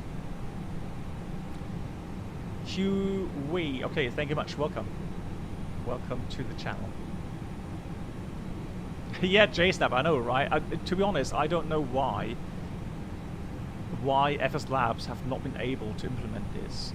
I mean, it's something we do use in real life, and it's always, you know, you may see it as a little bit, you know, playing around in the MCDU, but it still helps you to define, you know, certain points, and that helps you in your decision-making, you know, model, because if you suddenly get a call from, let's say, the aft flight attendant telling you that the aft toilet is on fire, and you don't know at this very moment where the closest airport is with regard to time, then you've got an issue, because you're going to have to work out, you know, where's the closest airport, and you're wasting precious minutes. Right, so so this is a physical kind of indication there, 120 miles. However, that does not reflect the equitime point, because we don't know exactly what the wind influence is. So that's why you have that option there on the equitime point to enter wind data. And now we can see it says the ETP location for those two airports is on my routing. That's a cool thing. It tells me that on my routing it's about 21 miles prior to Baku. If I go again to the fix info, I'm not sure, doesn't it show because I'm zoomed out too far? Normally it would give us an ETP indication there.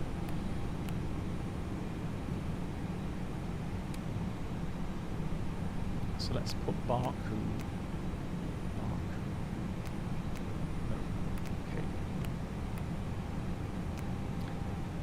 And then 20 mile rate or 21 mile radius around that. Right, there we go. So it will tell us that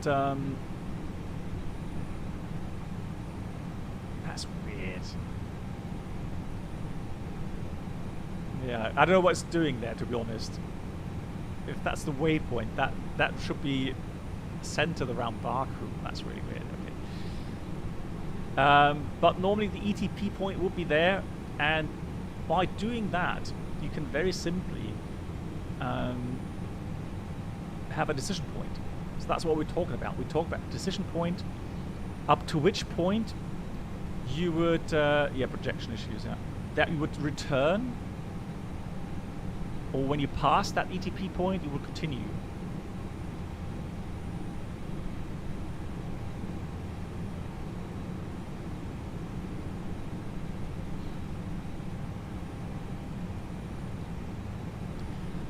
Now, I am not.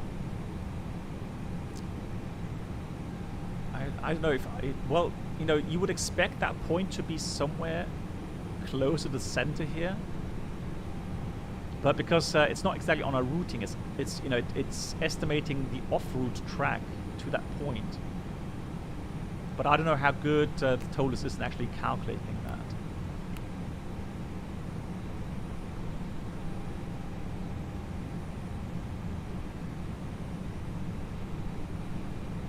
But we'll see. We'll continue for now, and let me get the weather real quickly.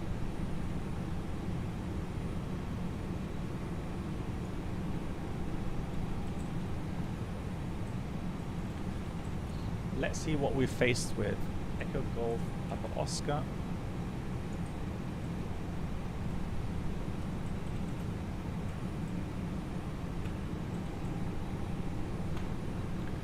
So, Stornoway is good. 250 at 8 knots, few 700 scattered 1900, broken 2400.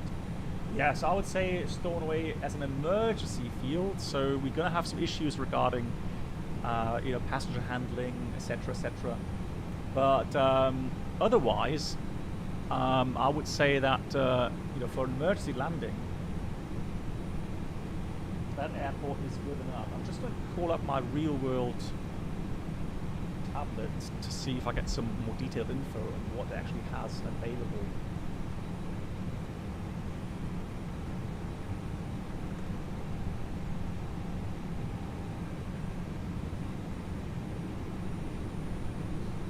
So we can see we've got some approaches, NDB approaches, minimas around about 300 feet high, 350 feet high. Yeah, so definitely we can.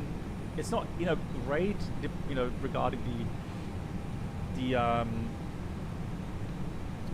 available stations, but still, we, you know, we could shoot the approach in case of emergency and just get the aircraft down. 2,350 meters, available about 2,100 for landing. Yeah, not a great airport, but definitely good enough. Now Vagar has overcast 300 and the visibility is 2,900, and that's going to be an issue. So I am not sure if we can actually make a landing at Vagar, which would definitely cause a bit of a headache. So the what was the wind? 150 at 13, so it would be runway 12, and the minimum there is 560 feet height, and you can see overcast 300. It's not going to do it, is it? So we would need 400 feet height and 2,500 meters visibility. The visibility is all right, but overcast 300 wouldn't do it. So that airport is definitely not available for us today. So that would mean, literally, that since we can't take Vagar, we need to look at Egerstad as a next potential candidate.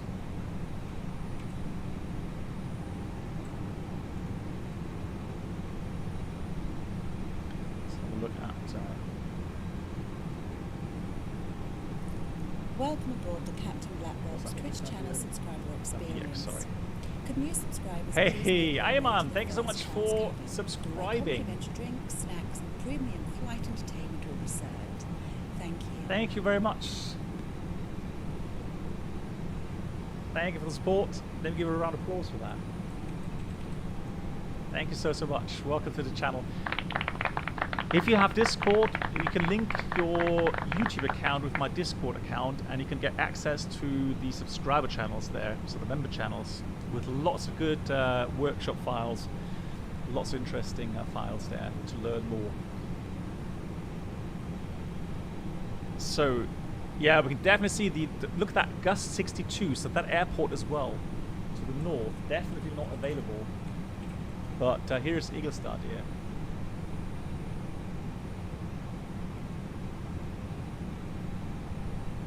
So questions, Kim, at your company, when do you step climb? Okay, so step climb, quick answer on that. Normally what we would do, we would look at the optimum, and so the next level would normally be 360, and so we would wait for the step climb until we have 355 as the optimum. Right, so 500 feet above the optimum is okay to climb to, otherwise it's just not economical enough. However, what you can do is you can get to step altitudes and then put in 360 and let the FMS calculate the optimum altitude. Now I guess it's not going to like it. Normally you don't have to put in a waypoint in the real aircraft, you just put in the next level.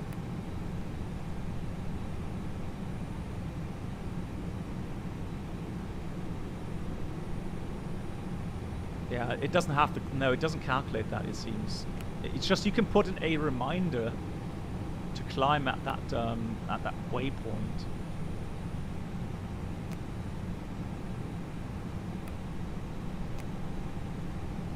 Let's put 360 like this. But no, that's not the way it works in the real aircraft. Yeah, it doesn't like it. Okay. Now that does not work. That does not work correctly here. Yeah, so forget that. But that's, you know, if you wanna have a little, you know, rule of thumb, that really works well. Take the optimum, and so when you're within 500 feet of the optimum regarding the next level, then you're good. So level 360 would be alright to climb to now.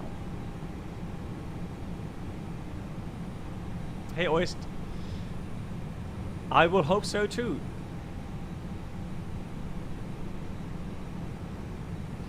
Good. What was the weather at Eglestad here? Look at that. 62 knots. Wow. Okay. So today it's a bad day to demonstrate these things with equitime point, but you get the drift, right? You get the point. So if I want to, you know, have the equitime point between Stornoway. So Stornoway and Eglestad here. Then I would put that in here. Oh, BIKF, sorry. BIKF. So Eglestad here, put that in there. And the average wind will leave as is. So now it's calculating for us the equitime point. So it's saying Aldan minus 167 miles. And that's the distance, 318 miles, and the time when we reach that equitime point. So that's in about 42 minutes from now. Let me put that in here. So Bravo, India, Echo, Golf, put that there. Now obviously I'm going to have to increase the range ring. Let's do 250 miles. There we go. And let's do that also at 250 miles. There we go. That's a good estimate, right? So you can see now those are the range rings from Stornoway and Eglestad in Iceland. So if Eglestad would have better weather, then you know, we would take it. So 160.31 gust 46. And they have an RMP approach, you say? 19.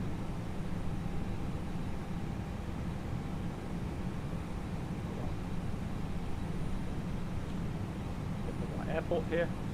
So approach runway 21 RMP. Yeah, so with that wind, it's going to be round about, wow, that's pretty much crosswind on a short runway. Ugh. Now, of course, if the aircraft is on fire, you're going to have to take that. Right, but let me give you a scenario. Right, so let's say you are, where was that again? Let me give you a scenario. So we are out on -167. Oops.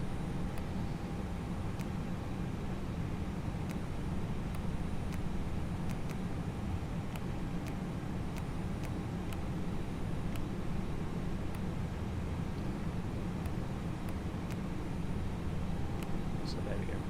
Right, so our equitime point is here. And it does make a bit of sense, because if we continue to Igelstad here, we have to fight headwind, while if we return to Stornoway, we've got tailwind. So it's obviously not right in between those two circles, so not here geographically, but because of the wind, it's a bit further up towards Iceland regarding our equitime point. Hey Krypton, how are you doing? Nice to see you. So, of course, if we are, closer, a lot closer to Igelstad here, and we have a smoke somewhere in the cabin, fire, well, yeah, we will still go towards Igelstad here, right? We would go to Vagar because we have pretty much zero chance of actually seeing the runway at minimums. So we would continue. Yeah, thank you, Danny. So we would continue to Igelstad here, obviously. So here's the geographical halfway point. Take that to a beam position there, but because of the wind, our equitime point is right about there. So that circle is 167 miles from Alda. So if we are in front of that point there, we'd return to Stornoway. If we're past that point, it would be quicker to go to Igelstad here. What about let's say we are right about there, so closer to Igelstad here, and we have a sick passenger that needs urgent medical attention. What do we do then? In these conditions today, with the wind being 160, 31, gust 46, rain, snow.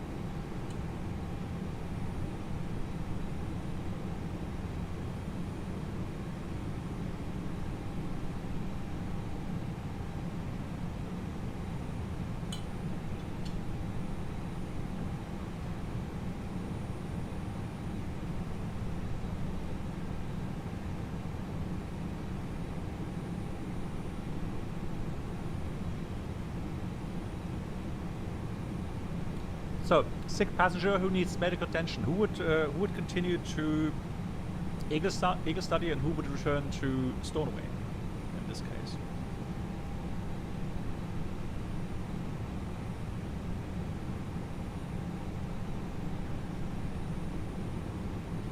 Krypton, yeah, the wind skeet, that's a mountaintop skeet. So at Vagar you have a mountaintop somewhere with a station that records the wind, because Vagar has the airport in a valley.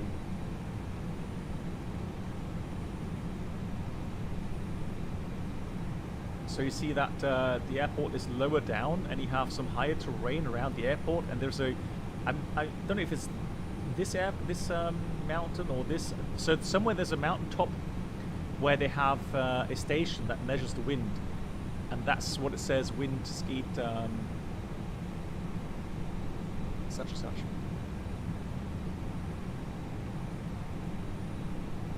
Keels open. Says no one, right?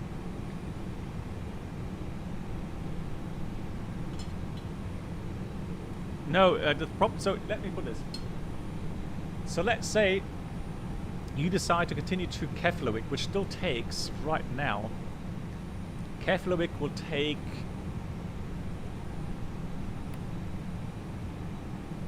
an hour 30, while Stornoway, Well, let's say from this point here. So let's say from that point there, it's about an hour to Keflavik, but only 45 minutes or 40 minutes to Stornoway.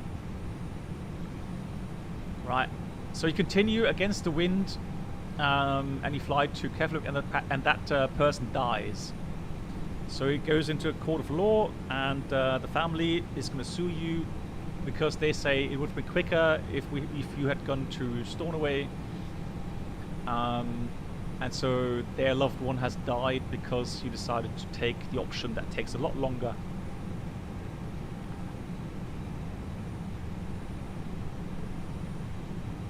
Oh yeah, I'm sure they have medical treatment there. They've got people living there. I'm sure they have a hospital there somewhere.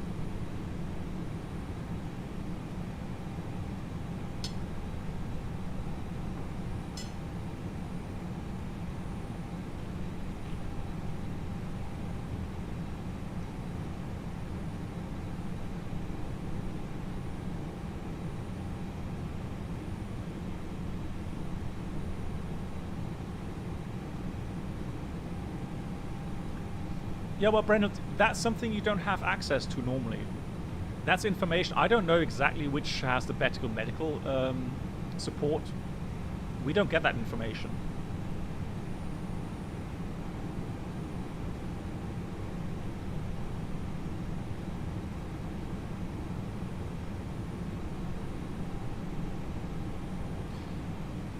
Yeah, Brian, the thing is, so that's the thing. Of course, if it's something really complicated and, the person dies because you've returned to Stornoway and they didn't have the adequate medical treatment available for that patient's condition, well, I mean, then a court of law would definitely not sue you for that. But if you make a decision which means that passenger is going to be on board a lot longer and not get any kind of medical treatment, then you're going to have an issue. That's the thing.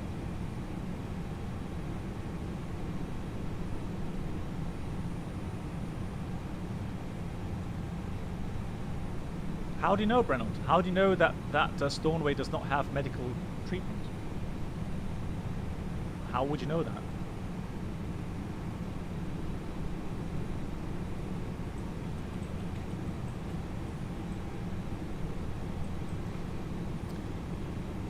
Right, so let me have a look.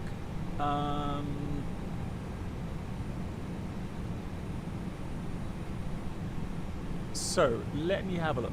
I am just checking now Stornoway. If you go onto Google, there is Western Isles Hospital on Stornoway. That looks like a pretty big hospital. It's got good reports. 4.7 out of 5. It's called Western Isles Hospital. I think that's good enough. Right.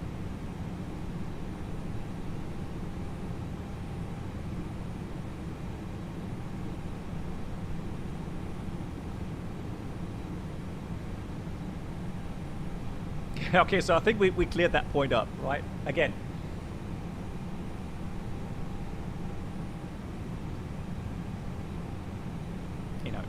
So if you have that information available, even better. Just be aware that quite often we do not have access to that kind of information. But, as long as it's not a completely remote island, you would expect it to have a hospital where you have some basic services. And if a patient has a heart attack, for example, or food poisoning or something like that, they would be able to treat it. If it's something really complicated that needs like brain surgery or something, well, okay.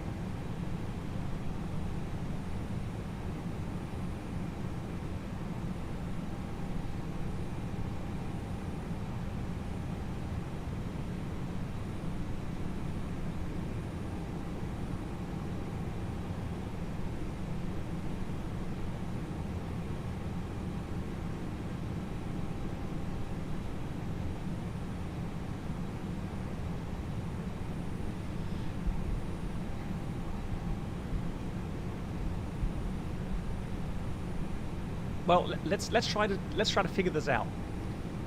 You're on board. You don't have anyone on board apart from flight attendants that could do first aid. You have nothing else on board to help that person.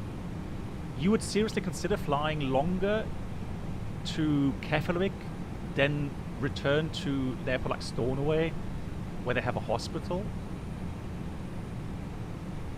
Well, I mean, again, if you were the captain, you would have to make that decision.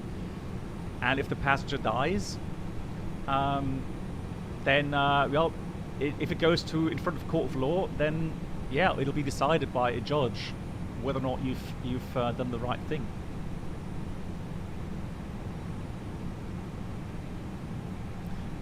Brian, yeah, you could get some basic information on that. Yeah. But again, so the problem again is, you know, let's say somebody is unconscious. So somebody drops unconscious on board. You don't have a doctor on board. You don't know what's wrong with that person. You can't make a diagnose. Yeah. Yeah, but it's interesting, right? So you guys are kind of getting a good sense of the problems that we pilots face sometimes, right? So, you know, you've got to have an airport that has weather and you know, the instrument approaches so that you can make a safe landing. Now, the problem with Igelstadir is that these weather conditions are such that you would be taking a pretty big risk in trying to force an aircraft to land there. So you are literally endangering everyone on board to save one person.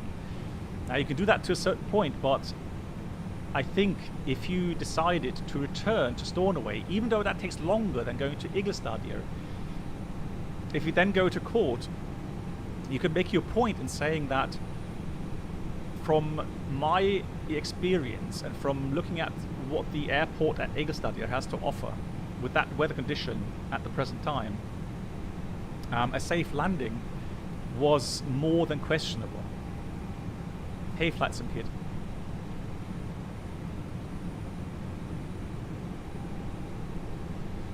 Oh yeah, another thing, yeah, Krypton, a very good point. So since you are obviously in that profession, regarding rescue services, what happens if if you have someone that's unconscious, that is not breathing, doesn't have a pulse? Well, you have to do reanimation, right? How long do you have to do the reanimation? What do you think, guys? Krypton, before you answer, let me ask chat. Chat, how long do you have to do the reanimation? 5 minutes, 10 minutes, 15, 20, 30, 1 hour? How long do you have to make the reanimation on board of an aircraft?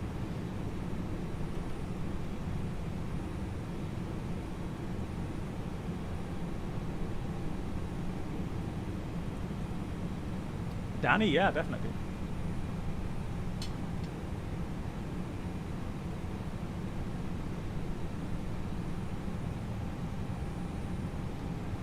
Yeah, Brian, yeah, I'm glad you're enjoying it. Yeah, we have some good topics sometimes, yeah.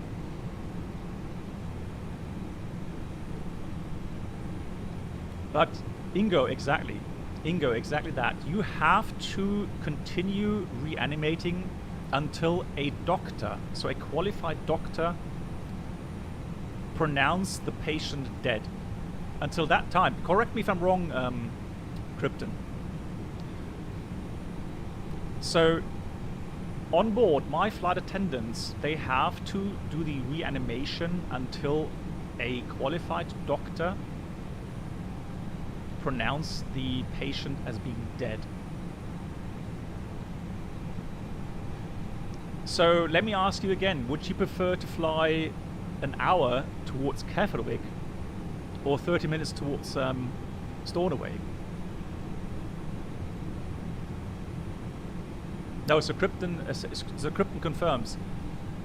You are by law, hey Arthur, you are by law obligated to perform reanimation until a doctor declares that patient as being dead. There's no time limit. So if you're lucky and you are able to reanimate that person, and he's back, you know, with pulse and respiration, then you're fine, right? You can stop. But if he's not breathing on his own, if he doesn't have a pulse, that patient has to be reanimated.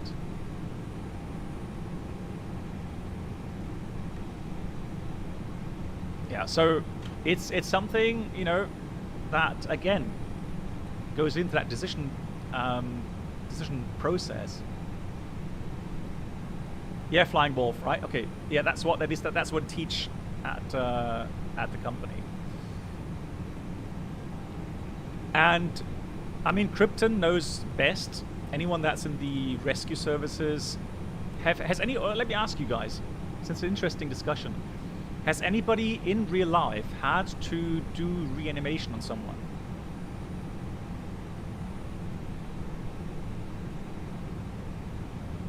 JSnap, I hope not. I hope not. So, okay, so Colin. Okay, so in New Zealand, paramedic can also declare death. Okay, interesting. Yeah. Okay, so Colin. Yeah, Colin, how tiring is CPR? So physically tiring. How long would you be able to perform CPR on your own? What would you say? And Lulu, nice. You're a paramedic in Germany as well. Okay, in Germany. So Lulu, in Germany, are you as a paramedic allowed to declare a patient dead, or is it just doctors that are allowed to? 2 minutes. Imagine that. So 2 minutes, and you're physically exhausted. Physically exhausted when doing CPR.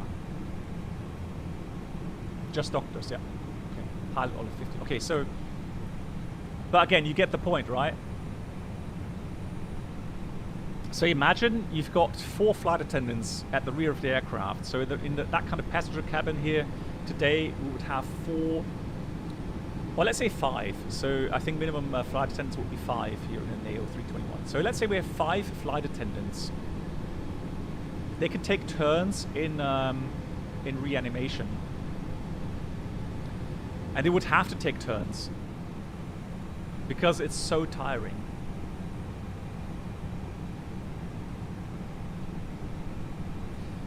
JSnap. Well, it all depends on, you know, how many passengers you have on board and how many maybe people you have on board that are able, you know, to give CPR, that are qualified for that. Yeah. So you would make announcements, you would ask if anyone, so if you have a doctor on board or any medical person on board, obviously, and then you would call out, you know, paramedics, rescue services, fire brigade, you know, police officers, anyone that has, you know, kind of authority to perform CPR.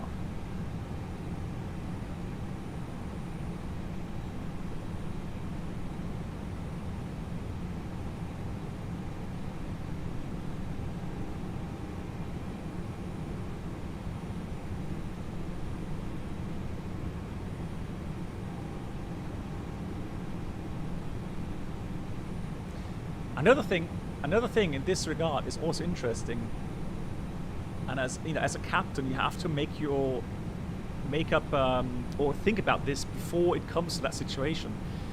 So let's say you are in a yeah, I'll allow that. So you are in a descent towards an airport. You have a medical emergency. You have, you know, 2 flight attendants currently, you know, in the rear cabin reanimating someone there.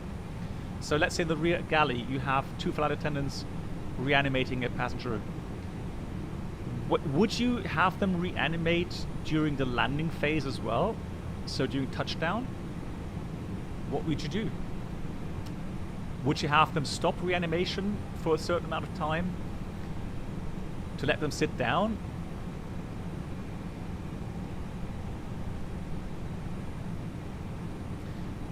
Danny, those checks when reaching cruise level, wouldn't the ECAM already have notified you? No, so Danny, you know, the ECAM has certain thresholds when it starts to give you some master cautions or advisory messages. So again, it's all about finding, you know, little differences as early as possible. So I can see, for example, the EFOP is already going down. So initially we had 7.2. Now we've got 6.9. So that's already dropping. Now I wouldn't say that's a fuel leak, but I would definitely monitor that right now.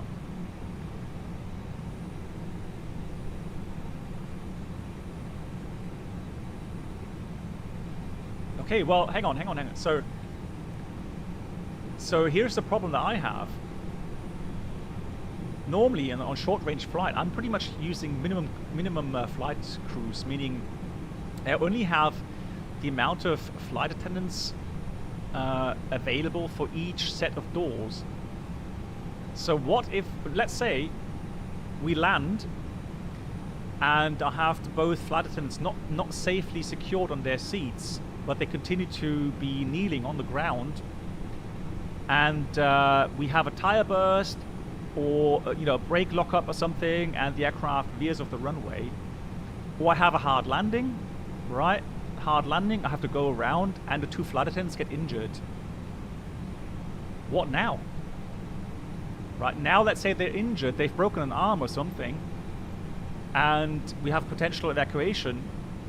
Then I've lost 2 flight attendants that can't perform their duty. That's something I have to evaluate.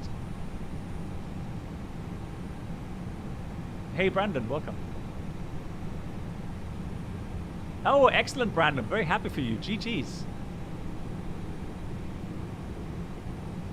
Yeah, we have, oh so sorry, that was a question. Yes, we have defibrillators on board, yes. And the flight attendants know how to use them, obviously.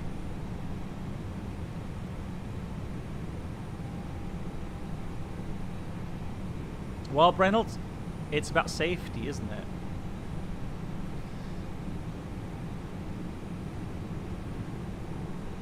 So here's what I would do.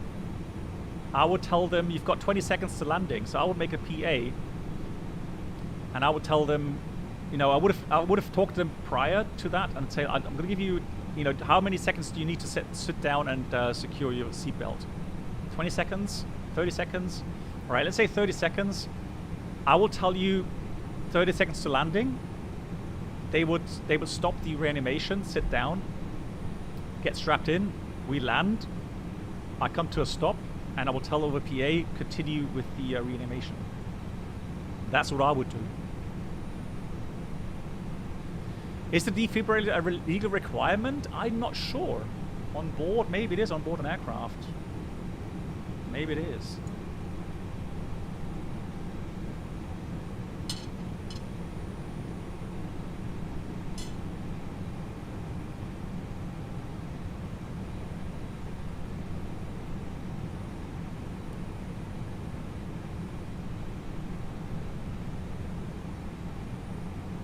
I think it's in Europe, okay.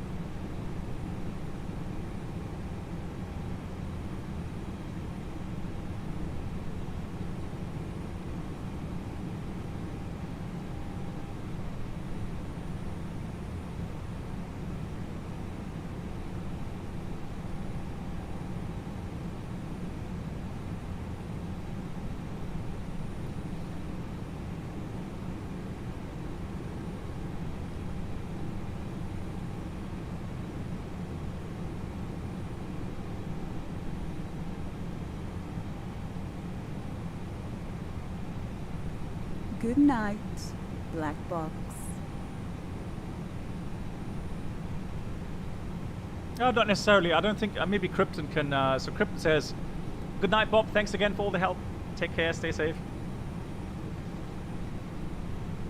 Yeah, exactly. So, and to be honest, I mean, if someone has been reanimated for 30 minutes and they're still not breathing and they still don't have an own pulse, the question really is, yeah, what kind of survival chance does that person have?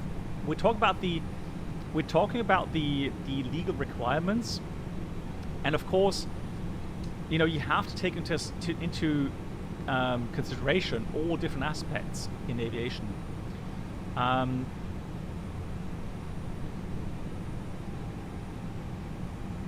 Yeah, exactly, Max. That's the thing. Right. And Brennan, again, maybe you know, if a captain may have a different opinion on this, and maybe a different captain would say, "Oh no, I'll have the flight attendants unsecured on the floor, and you know, they will continue with the reanimation. If they get injured, well, they get injured." Right, maybe, well, that's then his decision. And if something happens and it goes into, you know, in front of a court of law, that's when things start to, you know, take different shapes, maybe. Yeah, exactly. We talk about what ifs, yeah. Yeah, Krypton, exactly that.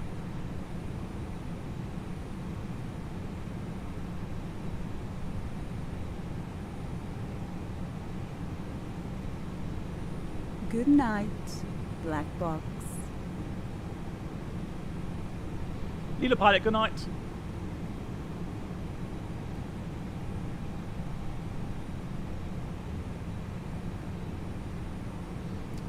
Flying Wolf says they continued, they're trained to continue with CPR even though... Yes, I know you're trained. The question is, the captain... So here's the thing, Flying Wolf. So there are certain conditions where obviously you have a long runway, you have very smooth weather. Well, yeah, I mean, maybe then I can decide to have them continue CPR. But let's say we've got weather like today with, you know, really stormy weather, lots of crosswind. And so it's not going to be smooth. It's going to be a really tough landing. And especially with such a long aircraft, you know, if they're the rear of the cabin, with that arm, they're going to have huge, you know, oscillations left and right. Again, having them being injured is something then, as me as a captain, I would have to consider if it's worth taking the risk or not. Brian, thank you much. Yeah, stay safe. Thanks for watching.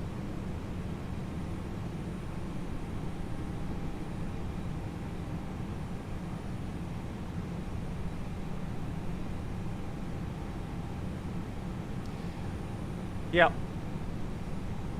Yeah, also the thing is this. It also depends on where that passenger is located. Right? There's so many factors that go into that kind of, you know, decision-making process. So whatever infos I get from the flight attendants, I will then make an assessment and I will make a decision. Right? Oh yeah, definitely. So yeah, having a, you know, heart attack on board, or heart, you know, stopping beating on board, definitely not a good thing. No. Let's check Baku. Baku, we passed. We should have been there an hour 8 after takeoff. No, an hour 4. So 15:24 is where we should have been.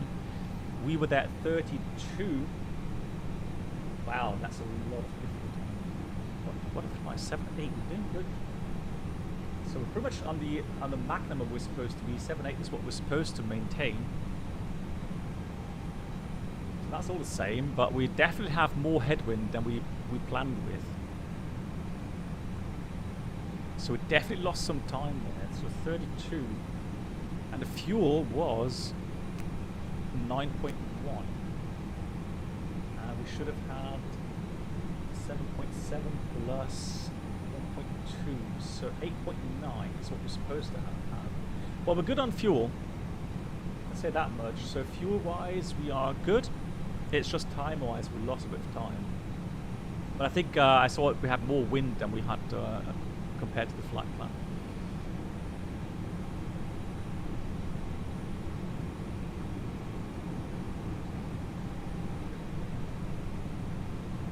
Yeah. So Max, really, what I'm trying to get at is it's not a black and white decision. Once again, it's going to be tough for you as a captain to make that call. But I'm trying to get you guys all the infos in the sense what a captain would consider. It's not, you know, it's not just like, no, they continue with the CPR even doing touchdown. No, there might be some conditions where it would be safer for them just to sit down and not have them risk their lives to save someone else.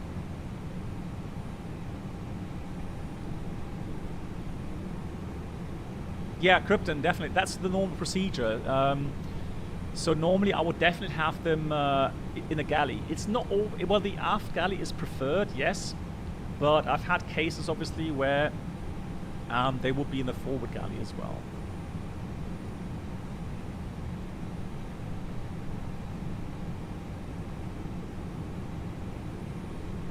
Colin, yeah, very well put. Exactly that.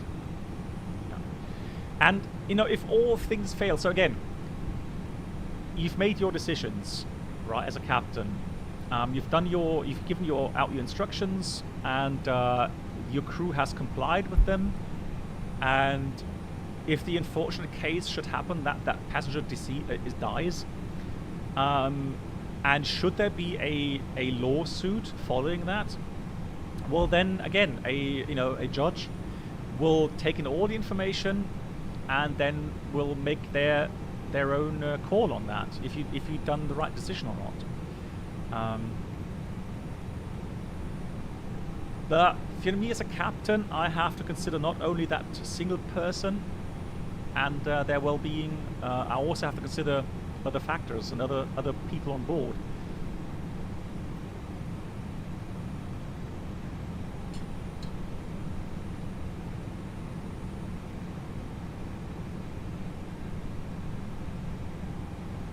Oh, while we're discussing this, let me just say a big shout out and a big I have a huge amount of respect from all the all the rescue services.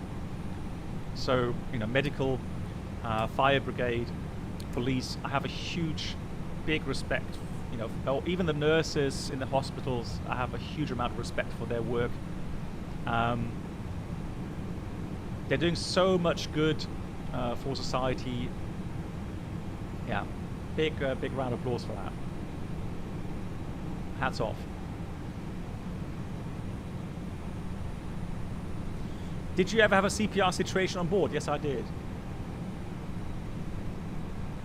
But knock on wood, I've never had a passenger die on one of my flights. I've had several emergency landings because of a sick passenger, but they all survived. So lucky on that.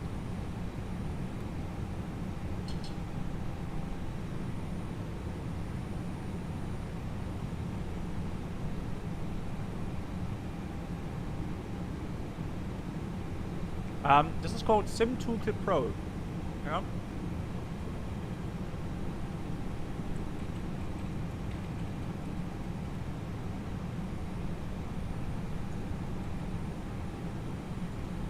Sorry for eating. That's linked to the app. Mark, thank you so much, Mark. Beat you to it. Thamiko, yeah, your wife is also one, isn't she? Exactly. Yeah, perfect. Yeah, app's amazing. It's very good. Very good app. I could definitely recommend it.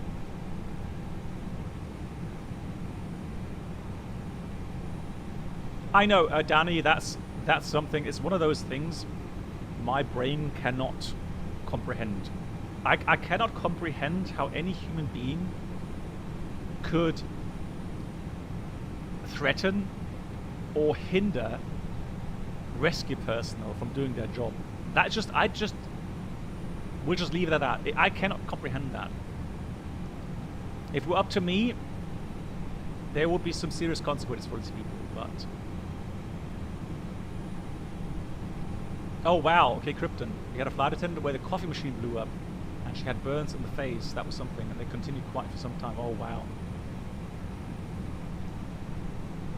Yeah, I've had a situation, Krypton, where one of the flight attendants hurt their hand and was bleeding really, really badly. I've had that happen once.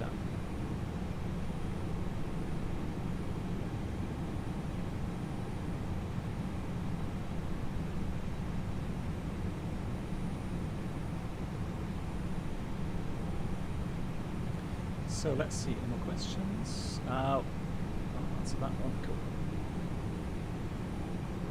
Oh wow, Krypton. Well, Yeah, I guess you would have to, you know, seriously ask those people from time to time, hey, are you sure about that? You know, we can, you know, I would make the offers. I would say, hey, you know, we can land here and here and here. It's no big deal. You know, I just, you know, want you to get some good treatment right away.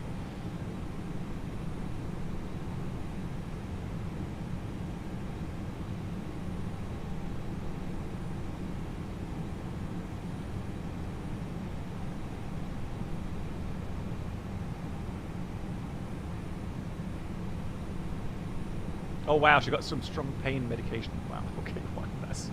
Ouch! Oh, that's terrible. Right, let me just check the current weather in... yeah.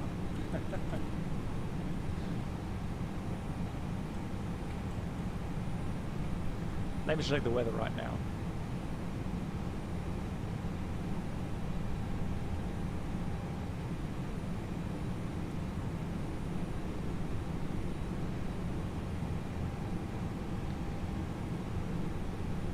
Incredible how long it takes. Ooh, spicy, but it's headwind. So 28 gusts 39, broken 3,600. Right, so visibility is good, low pressure, but still ceiling is alright. It's just quite a lot of wind, but it's headwind, so we should be okay on that, unless it's like wind shear or something.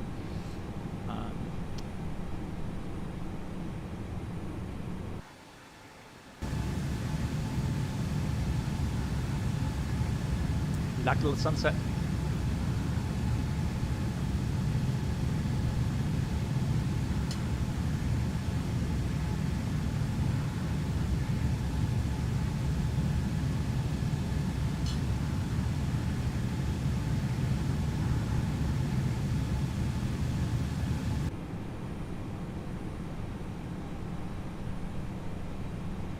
Flyer Joe, I don't know. So I'm not really that fussed regarding how realistic it is. It's just for today I wanted to have a nice livery that fits the destination. So I decided on Iceland Air, even though they don't have Neos, it's a fictional livery, exactly. So we have a video I want to show you guys. However, right now, looking at our equi-time point. So again, that's the equi-time point. Normally would have that on the routing shown as ETP. And also on the FMS or MCDU.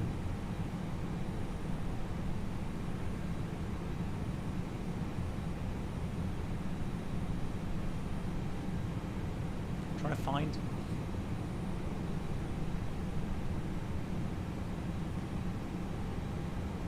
Can't show you those pictures because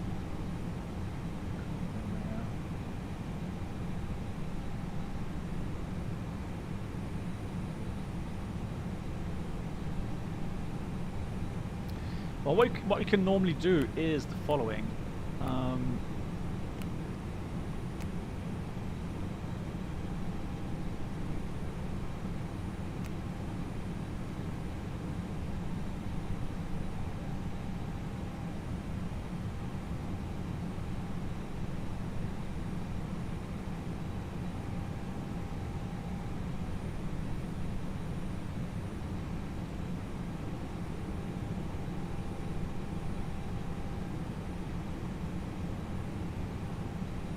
I don't think it has that feature.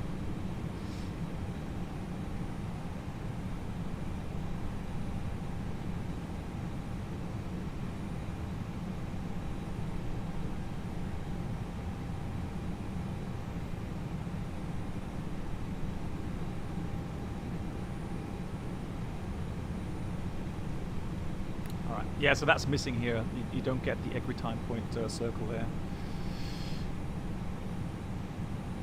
No, it doesn't have it, so that's a problem with it. It tells you that on the equi-time point page, but it doesn't project that onto the routing. But I made that circle here, so it should be right about there. So that's the equi-time point between Stornoway and Eilestad.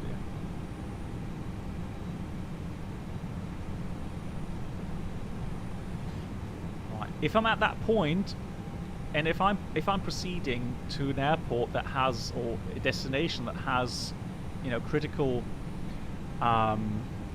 weather situation, so that the you know, the diversion is more likely than normal.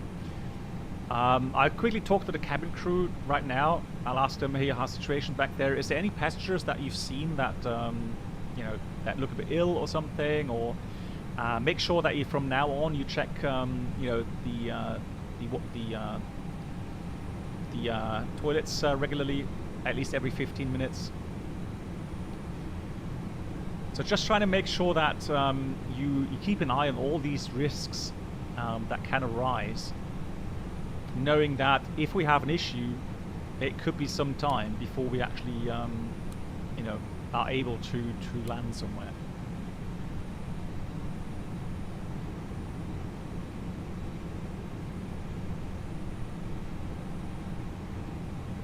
So the equitime point, yeah, so we talked about this earlier. So the equitime point is a feature in the MCDU that gives you the option to have the FMS calculate the point on your routing that has equal time to go towards the airport or fix ahead of you, or a fix airport, etc. behind you. Brandon, just trying to, yeah, nice. So Brandon, yeah, oh, fantastic. Brandon, very happy to hear that. Yeah. I'm not sure if you can hear me, but yeah, I did promise I would answer that. And let me just write that. Very happy to hear that, Brandon. Well done. V Chris, I hope you're doing good.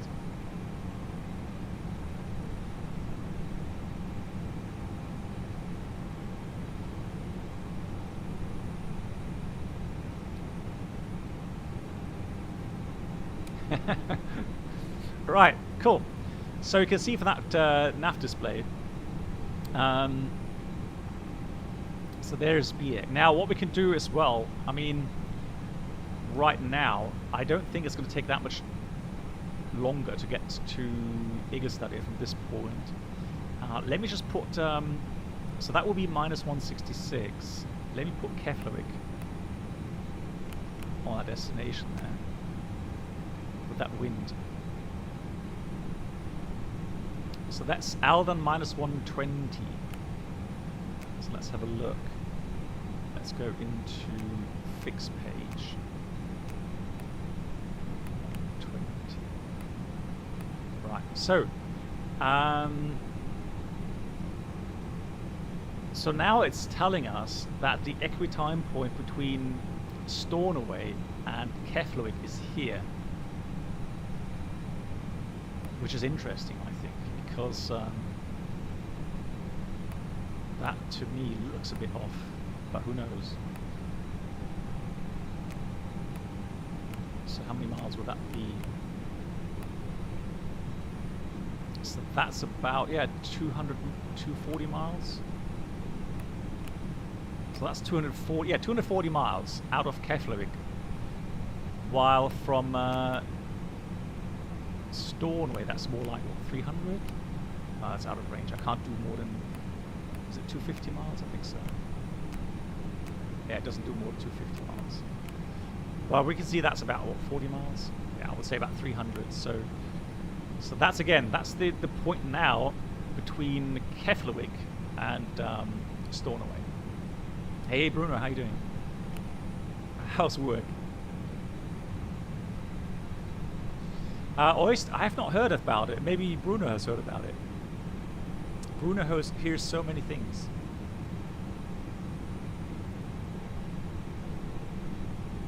Oh, nice. Ponte Delgado's nice. Key West, Vaga. Oh, Vaga, very nice. And Skiathos. Yes, good airports, Bone King. Absolutely. And MAN. Hey, nice to see you.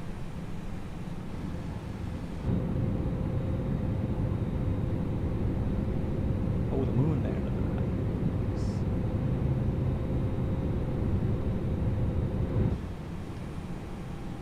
Work. 256. Let's try that. Of course, Airbus will put such. Well, it's not all Airbus. It's either Honeywell or Toliss. So there we go. 256. Wow, I don't know how he can remember those values. GG. So 256 is the max of radius you can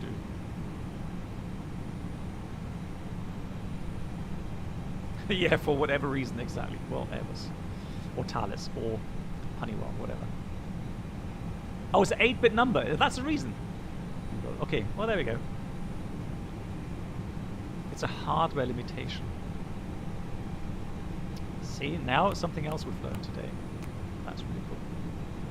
Good, we've got how many miles to top ascent? Top ascent is here, 1616, so about 20 something minutes.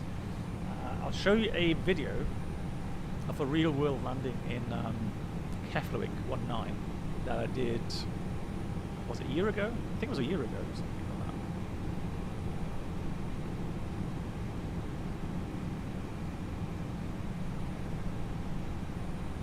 that. 8-bit goes from 0 to 255, since you can't insert a 0, it goes from 1 to 250. Okay. Cool. Right, I'll show you the video now.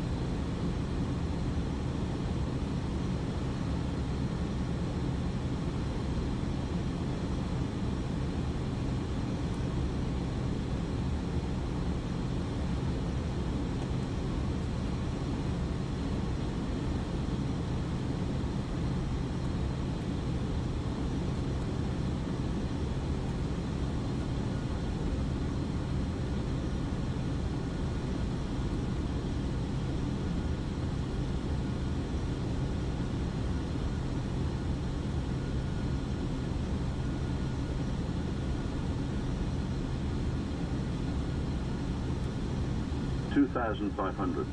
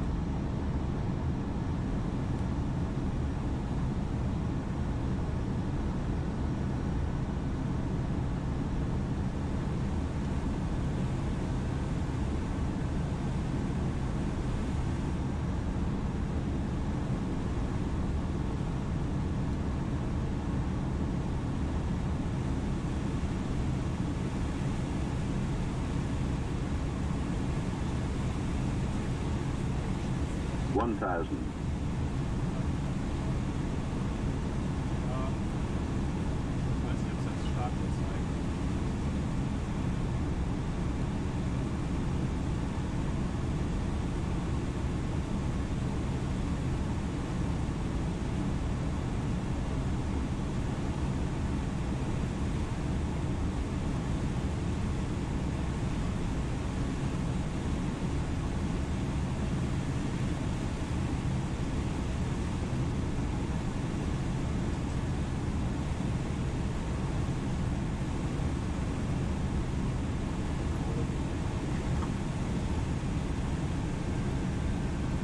$400. 100 above. 300. Minimum. 200.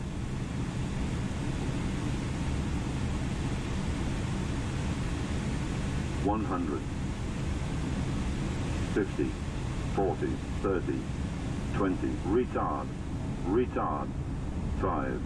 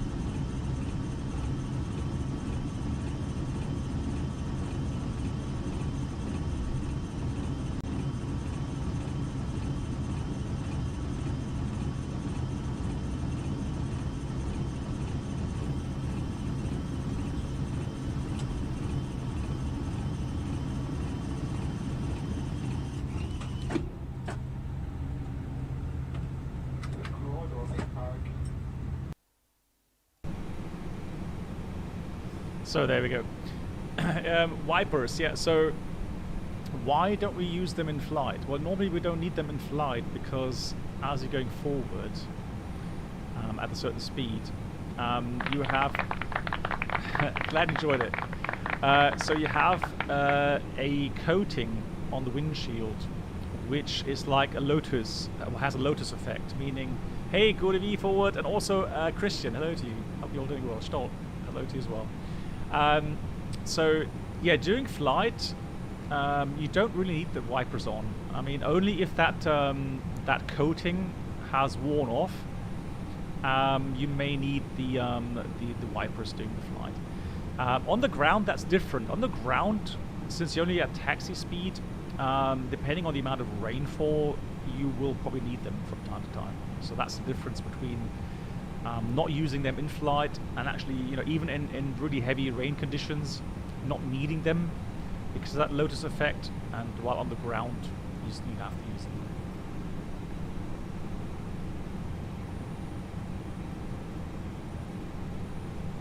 Yeah, exactly. The wind flow. Yeah. So the wind flow in combination with the lotus effect panel. Yeah, exactly. Regarding continuous ignition, now you have the option to switch that to ignition start. So you have continuous ignition now. So the spark plugs, if you like, they continuously fire. So that gives you some more protection regarding flame out. Now, depending on the aircraft type and depending on the engine type, the automatic ignition comes on, for example, when you switch on the engine anti-ice, or there are some aircraft that actually use continuous ignition when the aircraft goes into approach idle.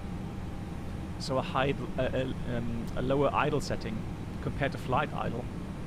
Again, to increase the flame out protection. But again, that depends on the aircraft type. Quite often that's related to the IAE engines and not so much the CFM or the Pratt & Whitneys.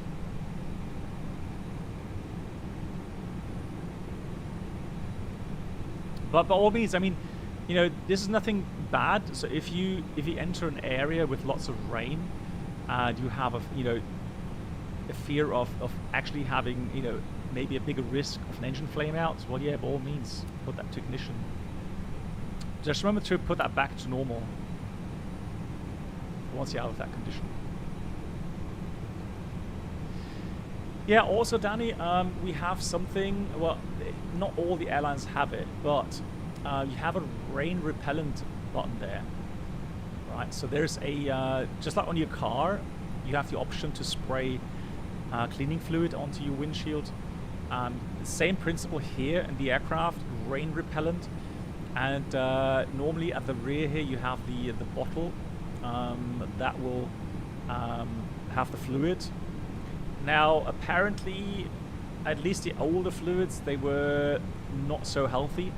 They were actually poisonous, and there were apparently issues with it leaking in the cockpit and yeah, being inhaled by the flight crews. Apparently it wasn't good. Yeah, so Bruno thinks as well that that they are pretty much disabled everywhere. I know that we have them on board still, but I have not seen anyone use it for a long time, and I have not used it for years. Again, because simply we don't really need to.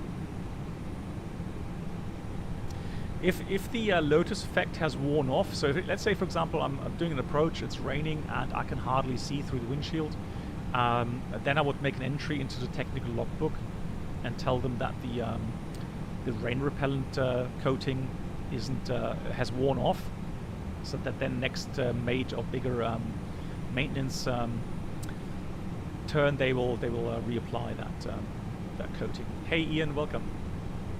Hope you're doing good. So boss, it's pretty much the normal P3D, yes, P3, normal X-Plane 11 clouds with a Lua script. And also I'm using, I'm using X-Vision, I think it's called. Is it X-Vision, X-Y? Let me just check, hang on, before I tell you something wrong. And I'm using a script called, impressive.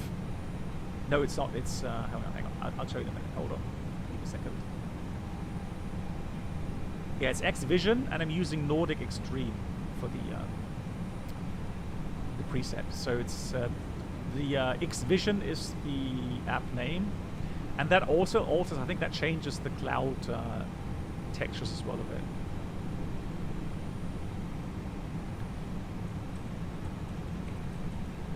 But if you're interested in the Lua script, I think that's the link here. Oh, it's a shame. The tower has just logged off. The tower was online until about 10 minutes ago. Oh, there you go. And we're reaching our top descent now. Quickly checking the arrival routing.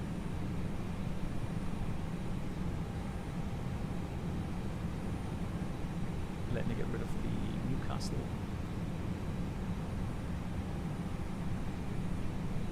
So the arrival routing as room 2 kilo it was. There we go. That's the Lua script for the clouds. That's a good script. That really makes the clouds a bit more natural.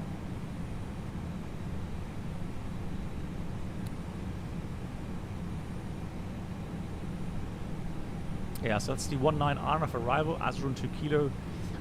We've got some restrictions. We can go through them quickly here. Constraints. Here as well. Right, there we go. So going through the restrictions, let's go to plan mode, and there we go. So Azrun, then we got Kilo Foxtrot 156, 150 above, correct. Then we've got Ravla at 110 above, correct. Then we've got Kilo Fox 159, 7,000 above. Yeah, correct. 155, 4.5 above, looks good as well. Yeah. And then we've got Elvum, max to 20 knots, 3,000 feet or above. All correct. Cool. So the ride was good. That means I've entered the wind data, and hence that top descent should be good. So we'll descend exactly at the top descent.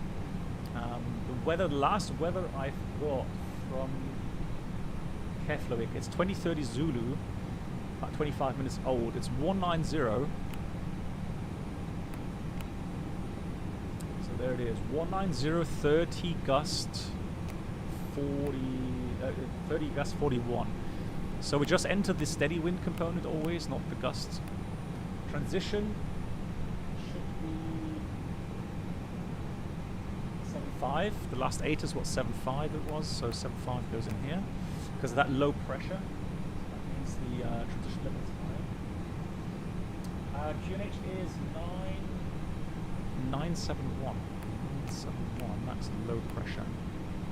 Why is that important? Why is that boxed amber? Because it needs it for our descent calculations, obviously, but also for the landing elevation pressure setting. So the cabin pressure setting needs that. Or the cabin pressure controller, as it's called, needs that value to calculate the cabin pressure. Hence the 75.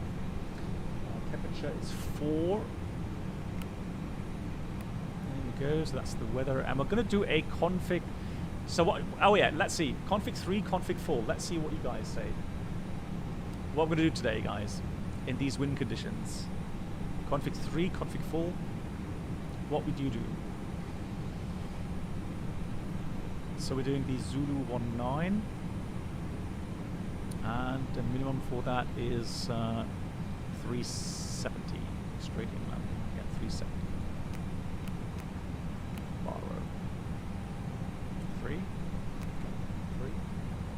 3.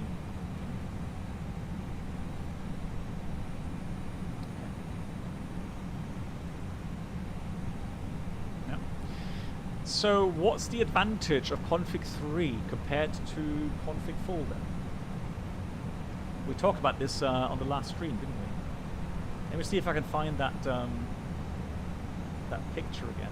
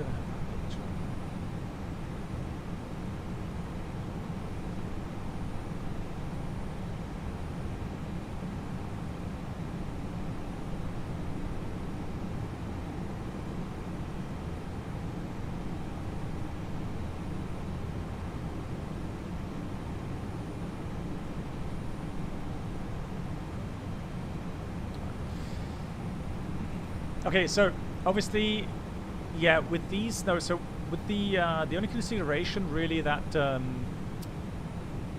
goes into config 3 obviously is you have wind shear situation.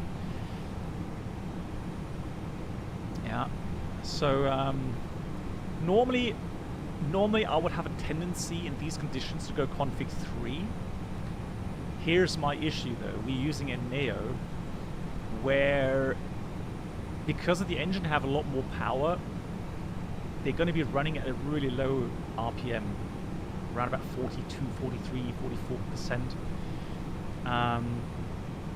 And it's going to be a lot tougher. If it's really gusty winds, it's a lot tougher.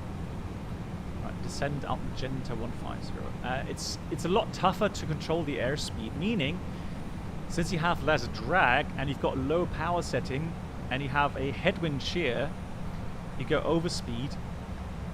Literally, even if you go idle power, which you don't really, you really don't want to have idle power below 1,000 feet, because the acceleration of the engines take a lot of time coming from idle to full thrust.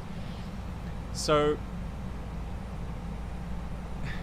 the thing is, yeah, while I quite often would say config 3 does make sense, especially if it's like, wind shear potential, but today with the Neo, yeah, also we're pretty heavy still, so we've got 78.2 tons, we're just slightly below max landing weight. The pitch attitude is going to be fairly high unless we add a bit more approach speed onto that.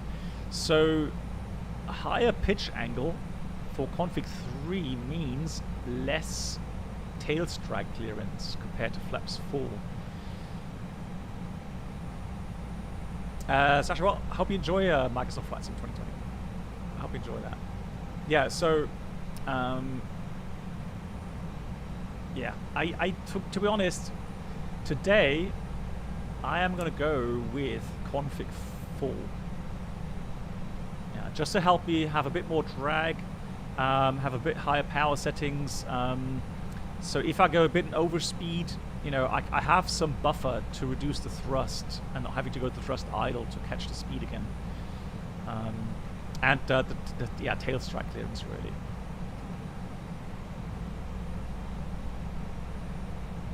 Yeah, so Adrian, exactly that. So with config 3, since you have a higher pitch attitude, yeah, obviously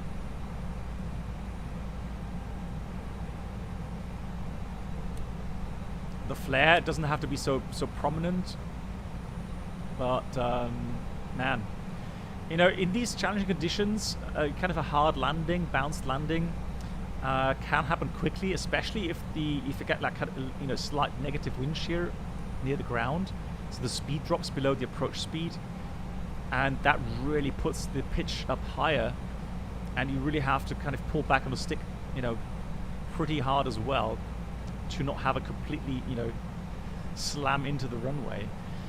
Yeah, so I don't know. I just would not like to be in that situation today with config 3, to be fair. So yeah, we'll do config 4.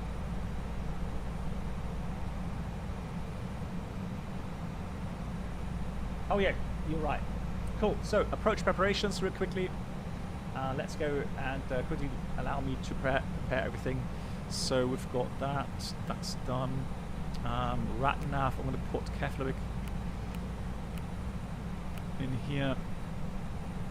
It's a normal ILS, that's what we're going to do. So that's fine. Are you doing a return flight as well? We're going to do another flight, but I'm not sure if it's a return flight. I think we're going to do a Challenger flight and do something else. Phoenix, it will have EDP, yes. Flight sim kit regarding the differences, we'll come to that in a minute once I get to the question and answer section. Alright, so Keflavik is there. We've done the RatNav now, so the approach page is filled out. We check the descent, check the final, just have a quick look at the final descent point at Nomta. There it is, 3 degrees, minimums is inserted. Cool. Auto brake, we talked about it. flap setting, we'll talk about it. Cool. Briefing. A321, sorry, briefing. So A321 Neo, no technical issues. We have currently 6.7 tons estimated landing. We need a min diversion fuel of 5.5, let's say. So we have about 1,300 kilograms, 1,200 kilograms more than required. So if we go around, oh, careful the speed here. If we go around with, because we just, you know, maybe mess up the approach a bit because we're not concentrating correctly, and it's not so bad with the turbulence, then we might consider a second approach. If we go around because of wind shear warning, or you know, we feel that we have wind shear, then we won't do a second approach. Then we're going to divert straight away. So that will be the strategy. Threats, of course, definitely turbulence, definitely strong winds, wind shear potential is the threat for today. So that's the fuel situation talked about. The approach itself, yeah, so NOMTA at 1,800 feet, it's very low. We have to be configured already with config 3 gear down at that point, I guess. So we have to monitor that. 3 degree down for the final descent. Minimum is 370. Missed approach will go straight ahead, 194 degrees track, 3,000 feet. And expect vectoring again. Or we divert back to Glasgow, we'll see. Ingo, it all depends if we can land. If it's too bad, if we cannot land in Keflavik, then we have to divert to Glasgow. An hour 45, just saying. I don't know what's going to happen. I don't know how active sky is going to simulate that weather today. Good. Sector 4,000 feet. Now the approach itself is over water. There's some land there, but highest obstacle is 1280. So I mean, 2,500 is safe.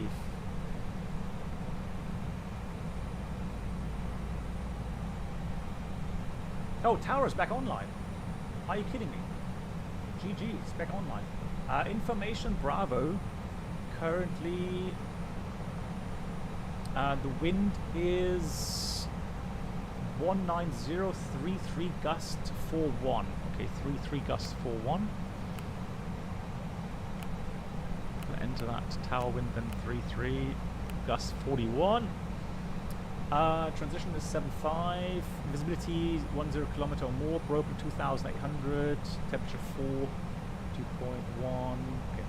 Right, so that's all we've got. Cool. So we've got Keflavik set on the RatNav. GPS primary high.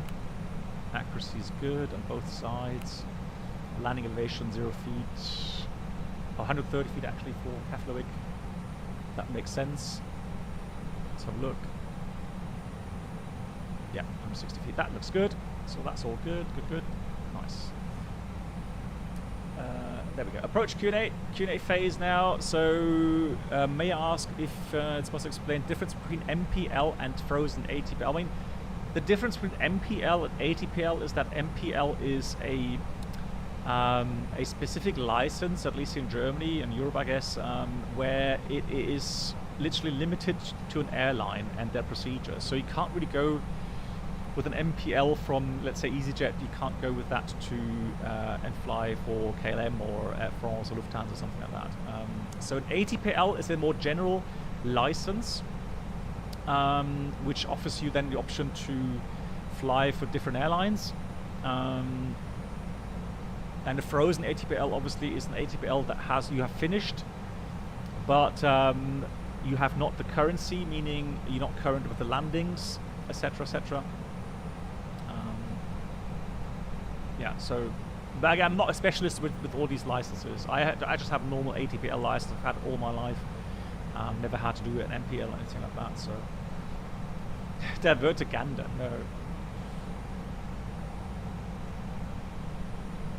I have a Glasgow scenery. It's a freeware scenery. Yeah, all good. We could do that. Right, I'm going to get the people strapped in now.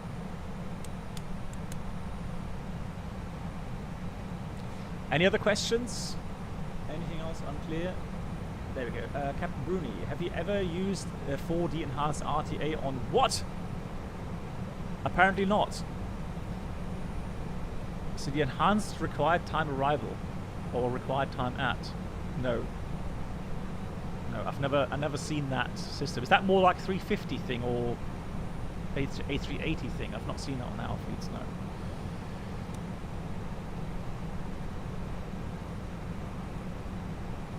How do you decide whether you fly at night or day? Well, JSNAP, I don't mind flying at nighttime in X-Plane. In P3D, I dislike it.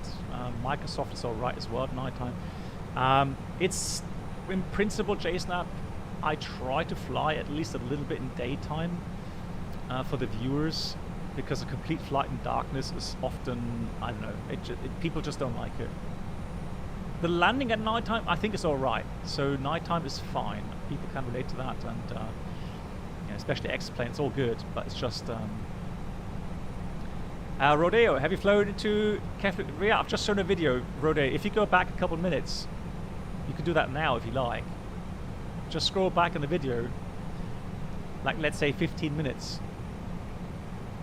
I've shown a video from, well, I've made the video myself, landing in Keflavik when we were online. And I think it was a Neo as well,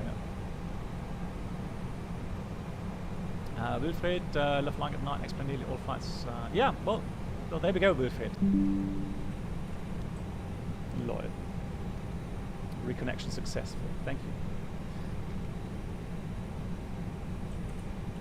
I don't know what happens there. So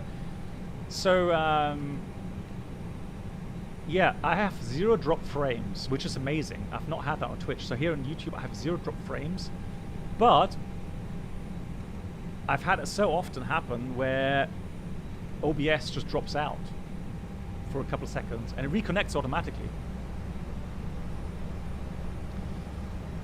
Yeah, Squawk, but even I have to check that after stream. I know I've heard someone else post it. I'm interested to see, you know, what the flight model is like.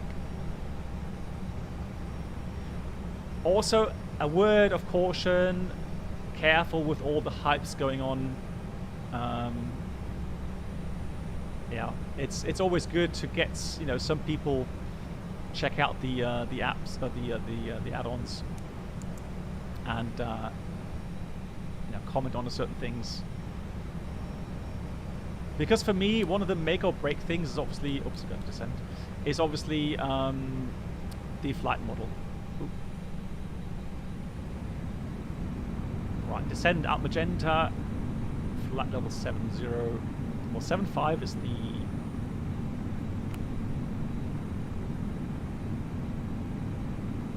Hey MCK, welcome back.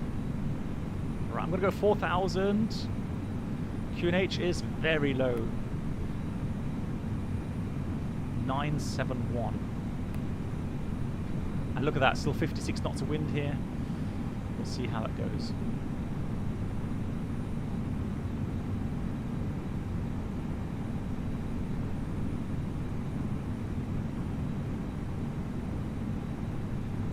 Towers 18.3 pre-selected. I'll give him a shout once we're close to the field. Keflavik traffic, Ice Air 711 is currently 12 miles to the east. We are on the Ascot-Tukil arrival, runway 19 in Keflavik. Right, let's do this. 971.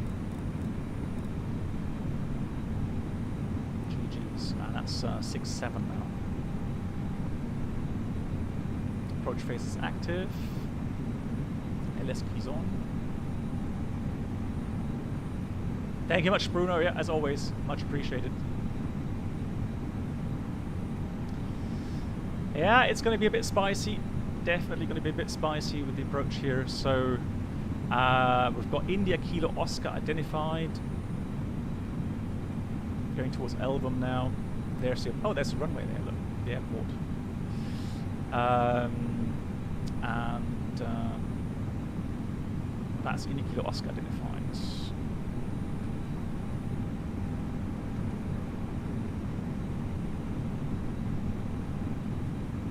Just go manage a selected speed here.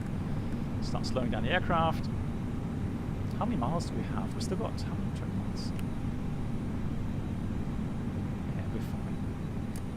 With the headwind we're going to have, it's easily doable. So 3,000 above max speed 220. That's why we're going to slow down here.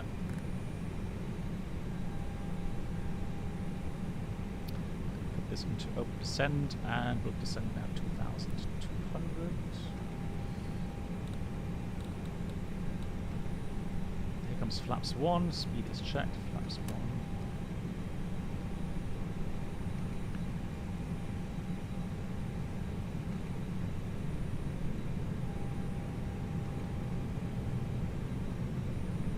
Keflavik traffic, ICE Air 711 is on the base for the ILS 19 at Keflavik.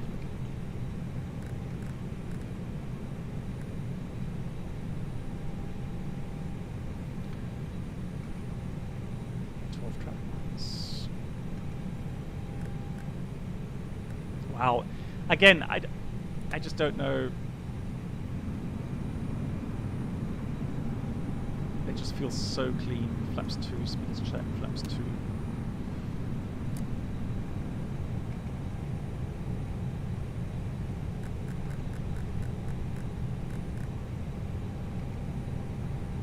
Gears coming down.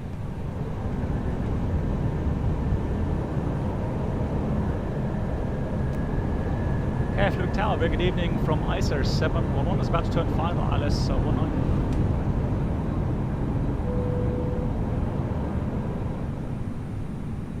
ICER 711, Keflavik Tower. Sorry, ICER 711, Keflavik Tower, good evening. Winds 19 degrees, 30 knots, gusting 41 knots, runway 19, continue approach, number 2. Continue approach, wind is copied, thank you, ICER 711. Right, Lockstar, we got autopilot 1 and 2, Cat 3 dual, glass blue Lockstar. And thank you so much for the donation. Rusifu, thank you so much. Thanks for £2. Do you add the V-approach speed depending on the wind? No, so that's done automatically for us. So if you go into the performance page, you can see the VLS is 146 and it's adding 11 knots, so 1/3 of that wind is added if it's more than 5 knot component on top of that. So the V-approach speed is actually already including all of the additions. You don't have to manually add. You can add up to 15 knots to VLS, so we could go 161 if we wanted to as a maximum speed increment, but we don't have to. So speed brake is in. We are on the approach. Missed approach was 3,000, 4,000. What was it? It was 3,000 feet. Oh, you're right. Thank you. Here comes flaps 3, speed is checked. Flaps 3. Flaps 4, speed is checked. Flaps 4. Right, look at this. Ah, beautiful. Oh, this is the new scenery, by the way, guys. This is from, just came out. Oh, it's very, very quiet again. Hang on.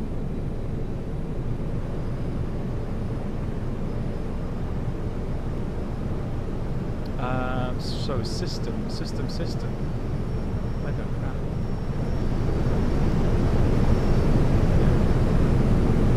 Right, let's do some flying. Still very quiet. What does that look?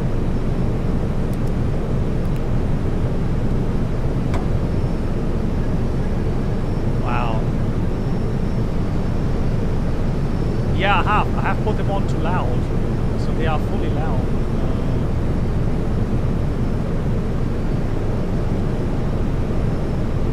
Oh.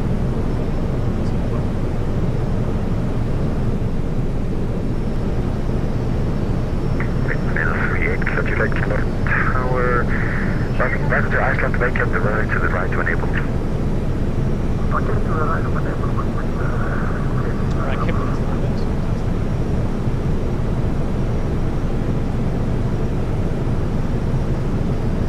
Yeah, that's the BSS sounds. I think it messed of my flight quality sounds. So we're still missing the. ICER 711. There it is. Traffic still on the runway. Expect the late landing clearance. Kipman, hurry up! I mean, ICER 711. Kipman, hurry up! Don't make me go around. Runway project. Oh, thank God for that. 711, runway 19 clear land. Right, one active land, ice error 7. Thank you. Get it slightly low, let's correct that.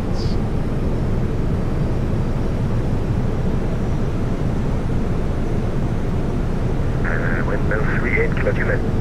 Are you a cargo or a passenger aircraft?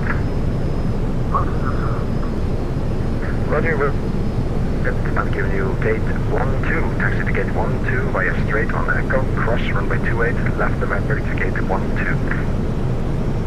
Right, landing checklist, incoming landing over blue, clear the marks. At 12 via Echo, cross runway 28, get November with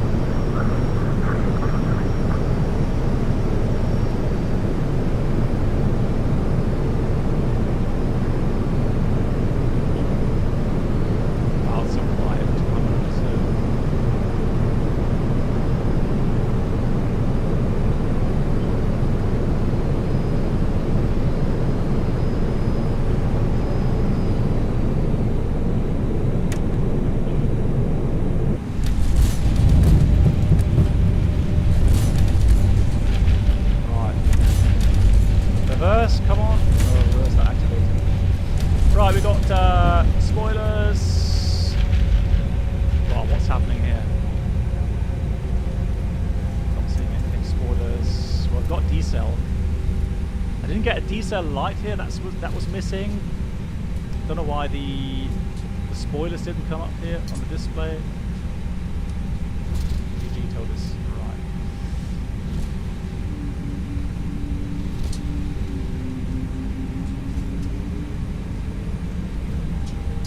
Azure 711. Azure 711. Welcome home. Vacate the runway to the right when able. Yeah, we'll take next right. ICO 7.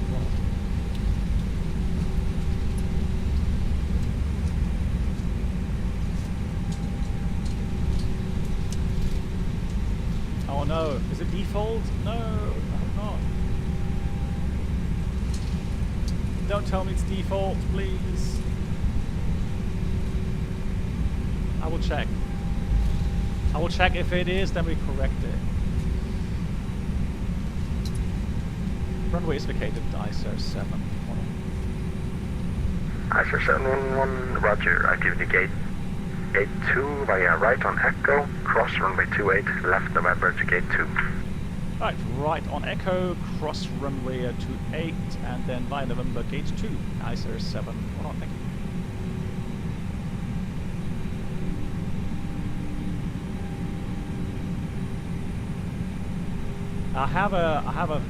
I think I know what happened. No, hang on. Hold on.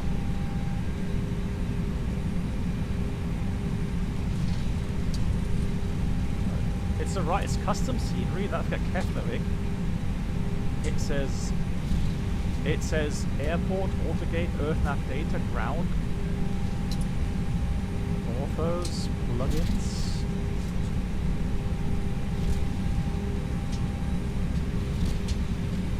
Yeah, Yurak, I don't know. So I installed the BSS sounds, and you're supposed to do that through this volume setting here. And here the Toliss, you should have everything dimmed down except the oral alert volume, correct? Those that have the Toliss, can you check that you have the same settings as I have, please? Good night, black box.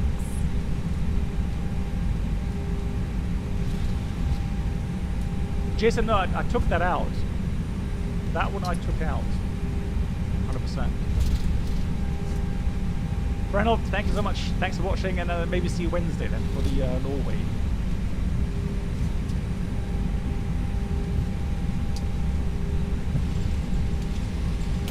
That sound fading off. Okay.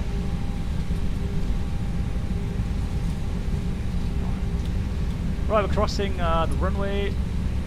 There we go. Strobe lights on.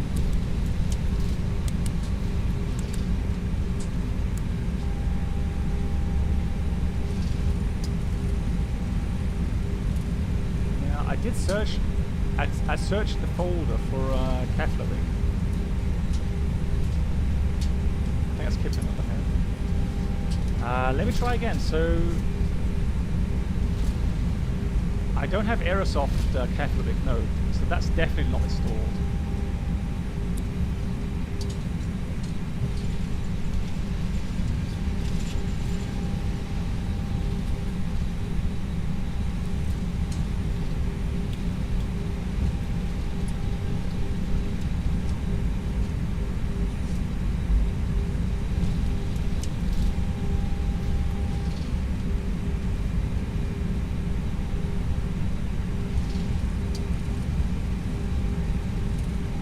The only thing I'm confusing, or I find confusing, is the following. So can I show you the folder real quickly? Hang on. So show the folder.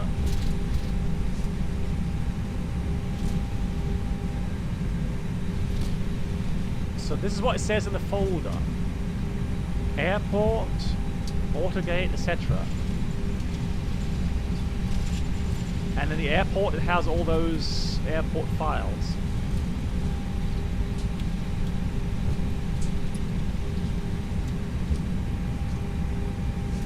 Yeah, Rode, yeah, that's a new scenery. That's just bought that today.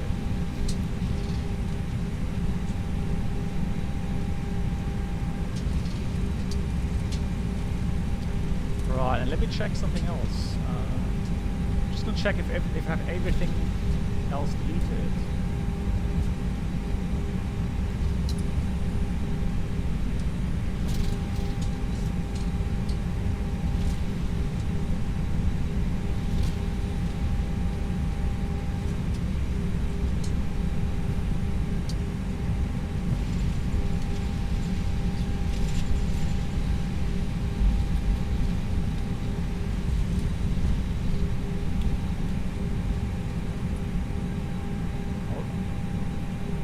Right, let me just park the aircraft, then we'll get. We'll try to troubleshoot what's happened. So gate 2 is on this side, so we'll go right there.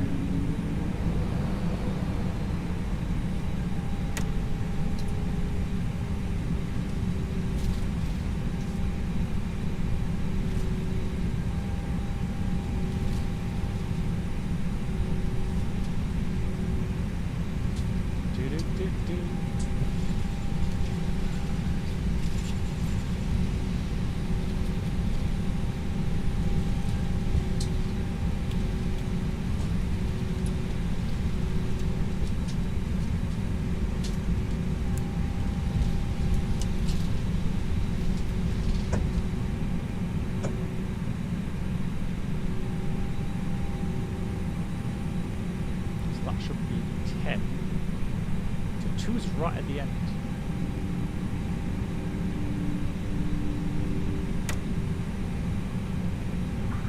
With me 3 kilo Juliet on the blocks, thank you for the EC, have a good night.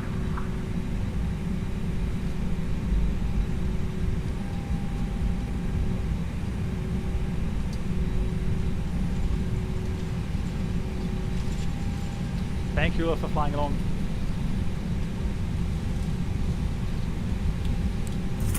Welcome.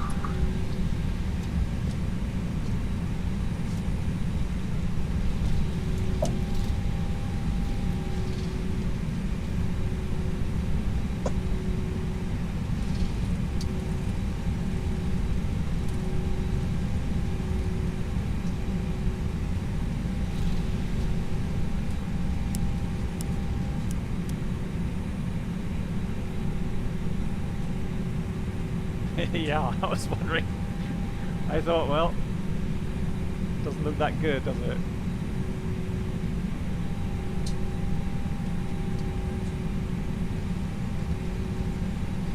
Hold on. Let me park first of all, guys. We'll get to the point.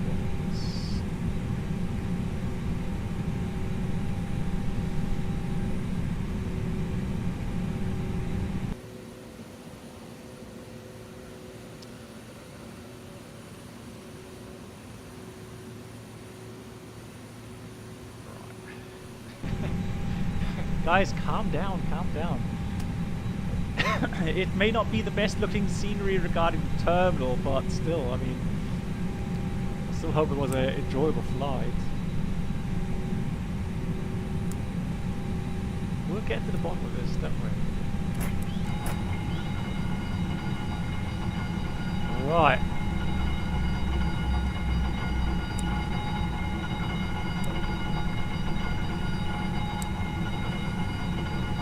Yeah, okay, if it's the wrong scenery... Sorry, I would say it. Don't worry about it, we'll get to the ground. Have a good day. But what do you mean? What do you mean it's wrong? Yeah, it's a scenery. I mean, it may not be the newest one, but it's still a scenery. Right, it's an airport.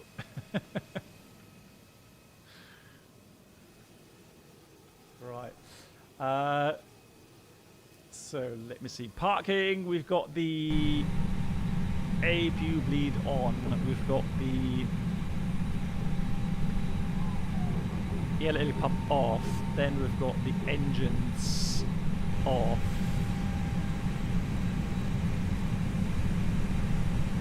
Got the engines off. Then we've got the seat belts off. Parking brake is on. With that wind, we leave it on as well. Anyway, straight up the windshield is off. Parking check is completed. Right. So we had 3 minutes now, so all good. So let me just have a look at the scenery. Let me see what went wrong, and then we get to the ground of this, the bottom of this, and then we'll see. So people saying, I read somewhere that somebody was saying that you can only get it at any build store. Is that true?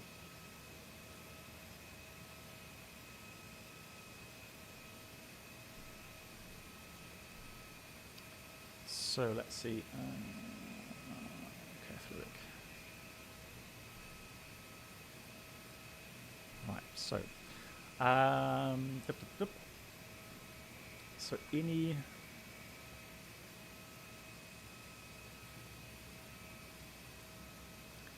built store.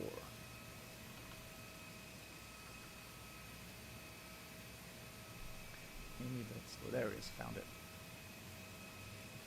So, scenery, isometry, Keflavik. Nice. Now we can do this through the app, can't we? So we've got any built store app. Right, guys. What we're going to do, if you are willing to wait a few minutes. What I could offer you guys is what we could do is we could take the Challenger and fly from Keflavik to Egelstadir, or let's see, do we have a scenery for Egelstadir?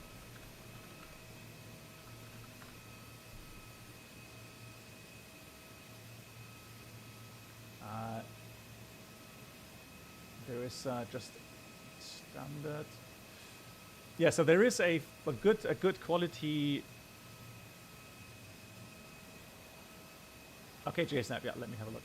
Right, that looks nice actually. You know what? That looks like a good freeware scenery. That looks actually quite nice. So we've got one for Egelstadir. We could do that, or X-Plane 11, and let's have a look at BIKF. Hold on. BIKF. And I'd love to take the Challenger. There's a good freeware. Bravo India Sierra.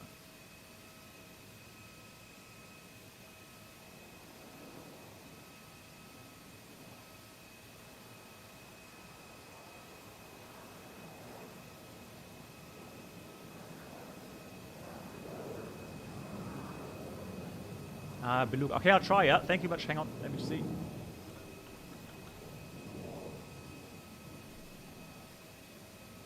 Oh, I know. No, that's for the Challenger. I don't think. No, that's not gonna work. I know the one you mean. That's really the.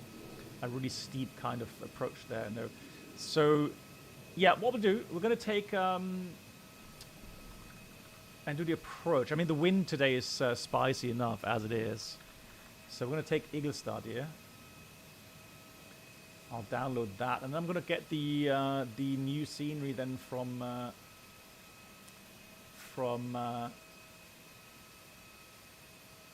Xometry Keflavik.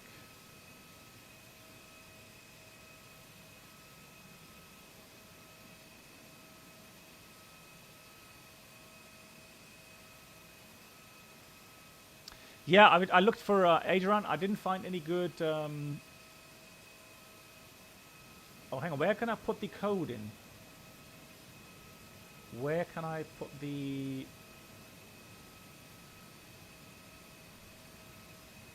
Right now. Good night, black box. So you said Bravo Uni Kilo Foxtrot.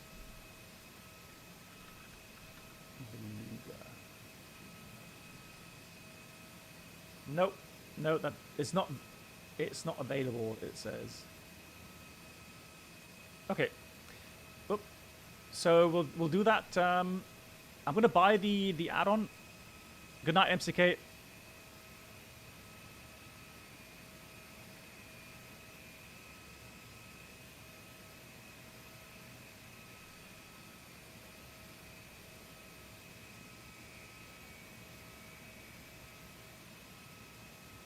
Okay, there we go.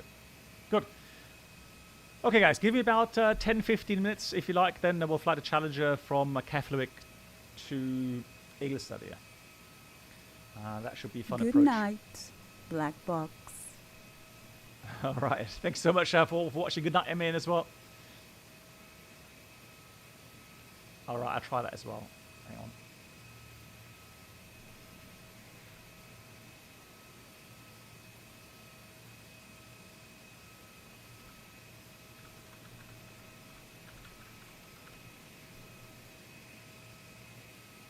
No. Okay. Good. Thank you much. See you in a few minutes, guys. Thank you so much for watching. If you don't want to watch the next flight, see you soon. And Wednesday, we're doing the next stream. Thank you so much.